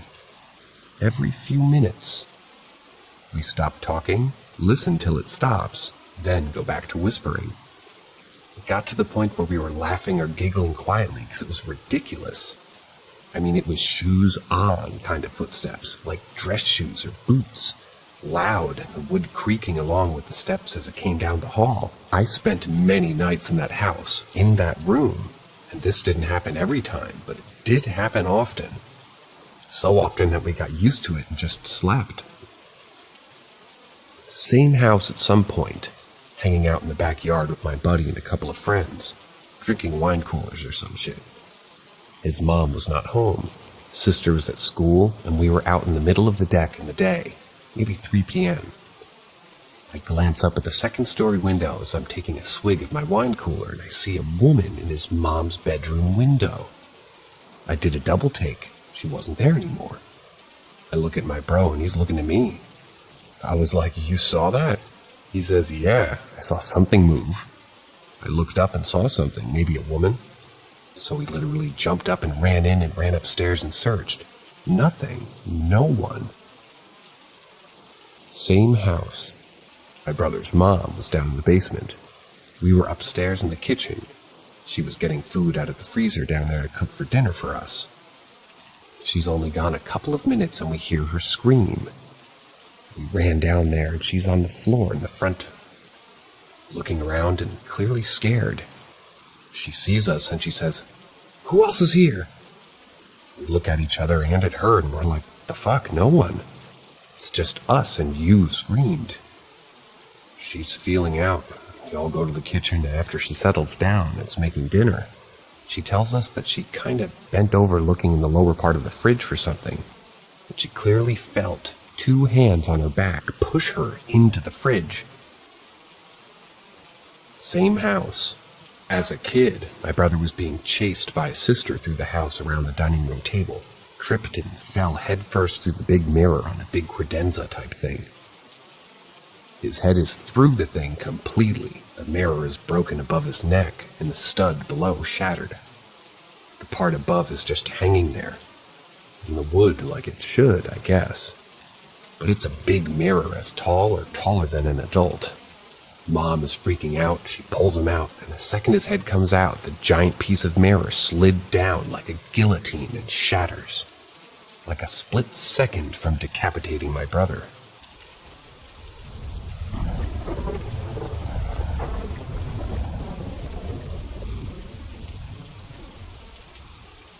The smiling old woman.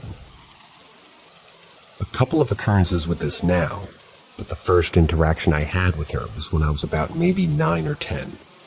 I lived with my grandma during this time, with my mom since we were going through a hard move. It was really stressful and complicated. My grandma lived in an old folks' home sort of thing, not a nursing home, just a place where a bunch of elderly people lived. Anyways, my mom and I slept out in the living room on couches. And I remember one night that I was laying down trying to sleep, but couldn't. I remember sitting up slightly, then seeing a smiling old woman, dead ass, maybe 9 feet away from me. The weird thing was that I found that I could see her head. There was no body, it was just her creepily smiling face. I don't know if it was sleep paralysis, or if I was just what it was. I was just scared shitless, but all I did was stare for a while before I yelled for my mom and she woke me up. Of course, she saw nothing, and I remember it was gone after, but I was still strongly weirded out. I talked to my mom and grandma in the morning, and they blamed it on being a nightmare. Fast forward a couple of years later, I'm living somewhere new, and I'm about 11 or 12. Basically, same situation happens, and this time she's standing closer, but against my closet, and it's still her smiling old face. This time I turned over, went to bed, and forced myself to sleep, but I distinctly remember it being the same face.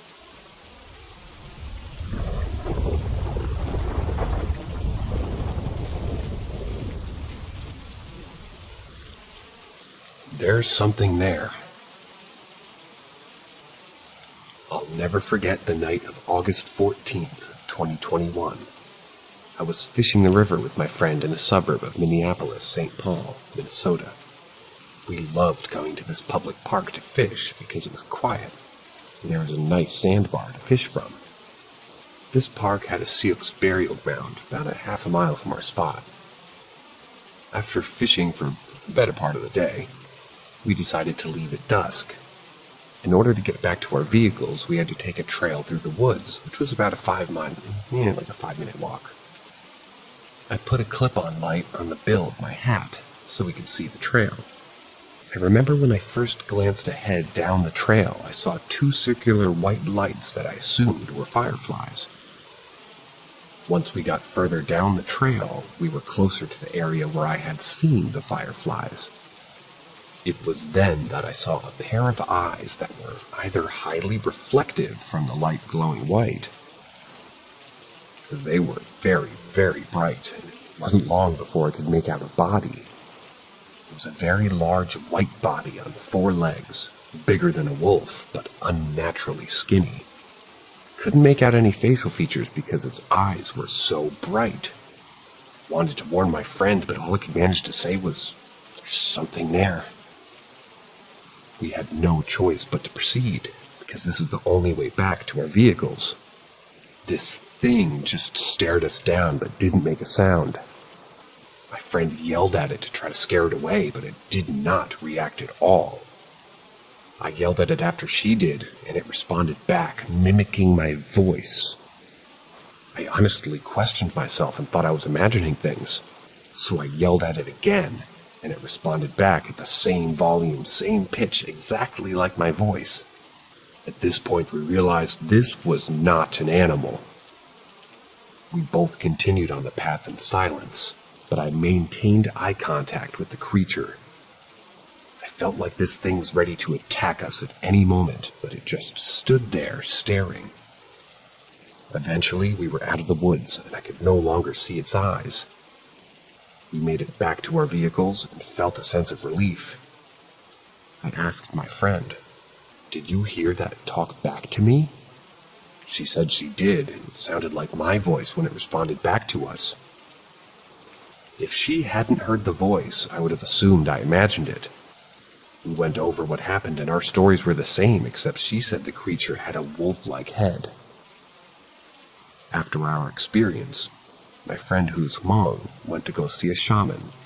The shaman believed it was an evil spirit and performed a cleansing on her. She was still shaken up by the experience for several weeks.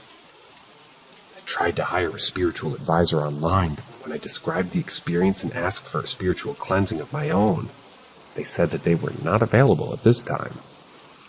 At the advice of one of my friends, I burned some tobacco and said a prayer that the entity would leave me alone. It took me several months to just feel normal again, but I still think about it on a weekly basis. I tried to do further research and contacted the management at the park. They said the park that we had gone to had an ancient Indian remains scattered along the river that were unmarked. They said that there were more Indian remains in that park than any other park that they managed. I contacted several Native American friends and was told the entity we encountered was a skinwalker. I know skinwalkers are part of the Navajo culture, but from what I read, it checks more of the boxes, more than any other supernatural being or cryptid.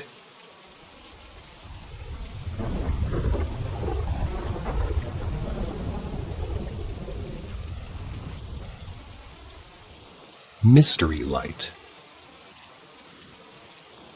Around 3 years ago, I was an engineering student at the University of Central Florida. I'd grown up my entire life as that kid. I was running through quadratic equations and college-level algebra by the time I was in 3rd grade. Under pressure from damn near everyone around me, I enrolled in university. I knew I didn't want to. Don't ask me why I did. I already suffered from issues with bipolar and a myriad of other issues with my upbringing.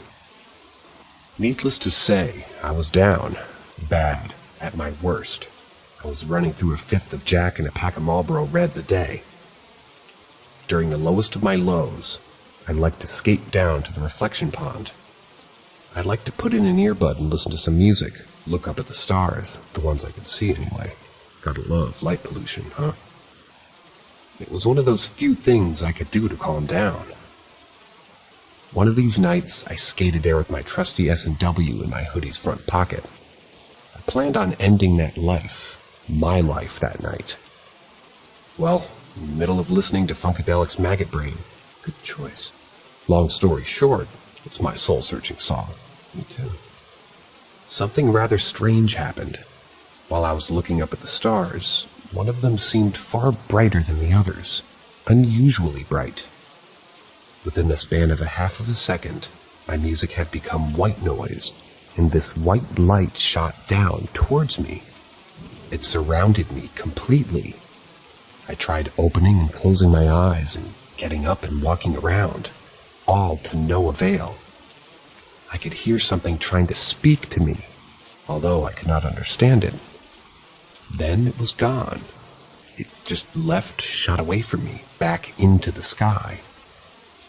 Upon its departure, I had an overwhelming sense of peace. No more inner turmoil. No more hatred. No more regret. Solely peace and acceptance. I skated back to my dorm and fell asleep. This feeling of peace soon eluded me, and I went back to my old ways. Much better now. Strangely enough, this happened again a few months ago. I was doing limited energy electrical, and I was up on the top of an extension ladder. I was installing some lighting in an RV resort, and there was a decent bit of foot traffic. Elderly couple on their golf carts, things like that. With my ladder set up on the sidewalk, I made sure to flag it off. After moving it over to work on my fourth fixture, I looked down and saw a man on a golf cart coming toward my ladder. And he was by no means going slow, with a golf cart lane and a road available. Not sure why he was on the sidewalk. Anyways, I saw him slam into the bottom of my ladder. From 32 feet up, I began to fall. I positioned myself to land properly, but I never hit the ground. Inches from the sidewalk, the same white light returned. I was stopped mid-air and had an experience with this mystery light identical to the ones years prior. When I came to, I was standing on my own 2 feet, unharmed. Till this day, I've no idea what saved me or why. All I know is that I should be dead, or at least very and severely injured. Right now, I'm perfectly fine.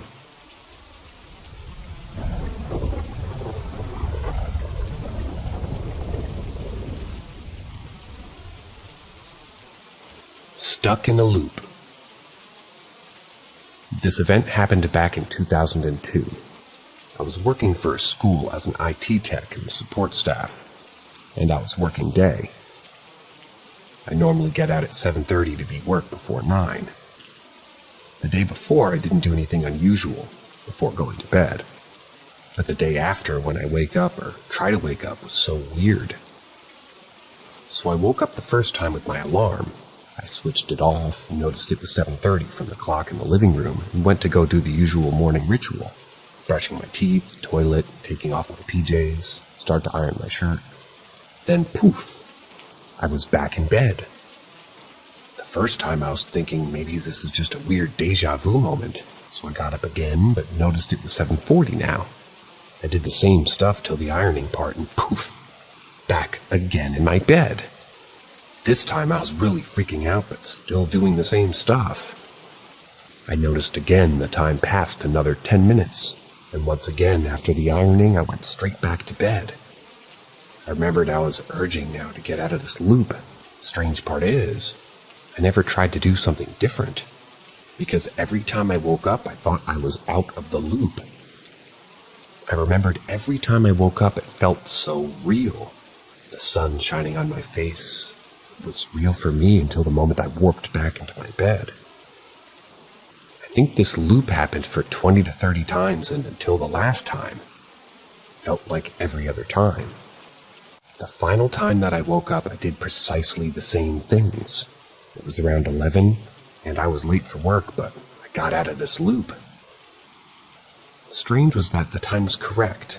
The stand of the sun was also changing with every loop.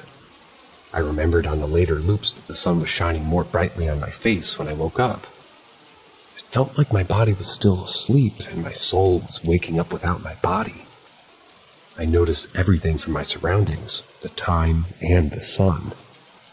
I finally knew I got out of this loop because I finally did more than ironing. It sure was scary.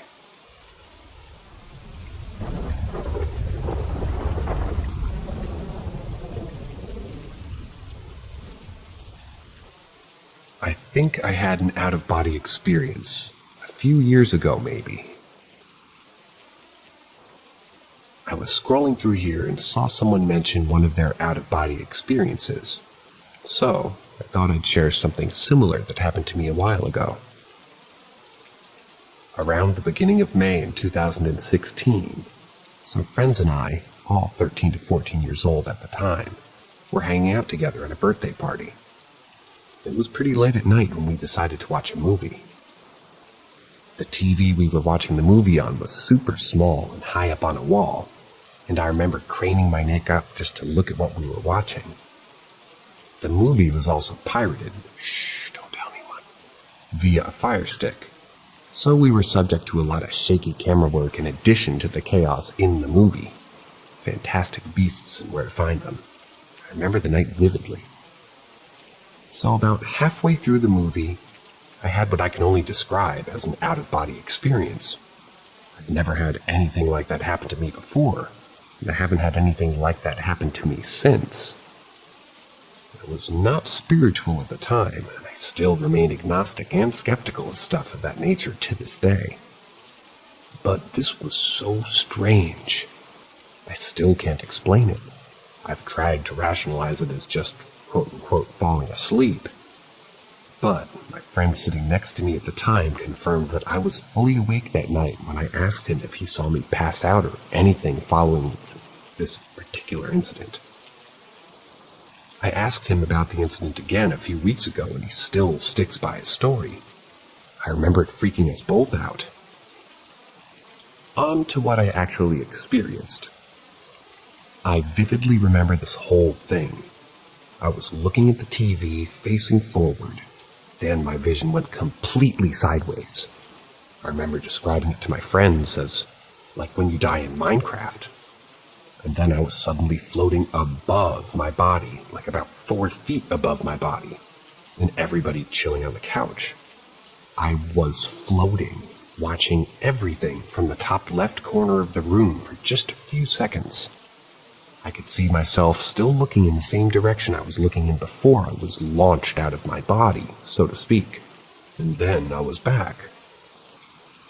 I remember immediately turning to my friend and going, "Dude, I think I just astral projected." Sort of as a joke, but then I started explaining it to him and we were both starting to freak out a little bit. Not in a bad way, more of in a giddy way. Then he started to explain how I looked, that I wasn't really paying attention to the movie at all from his perspective. So I definitely didn't fall asleep while that whole thing was happening on my end. Seriously, one of the strangest experiences I've ever had in 18 years of my life. My astral projection is still an inside joke between me and the friend who saw me space out. What could this possibly have been?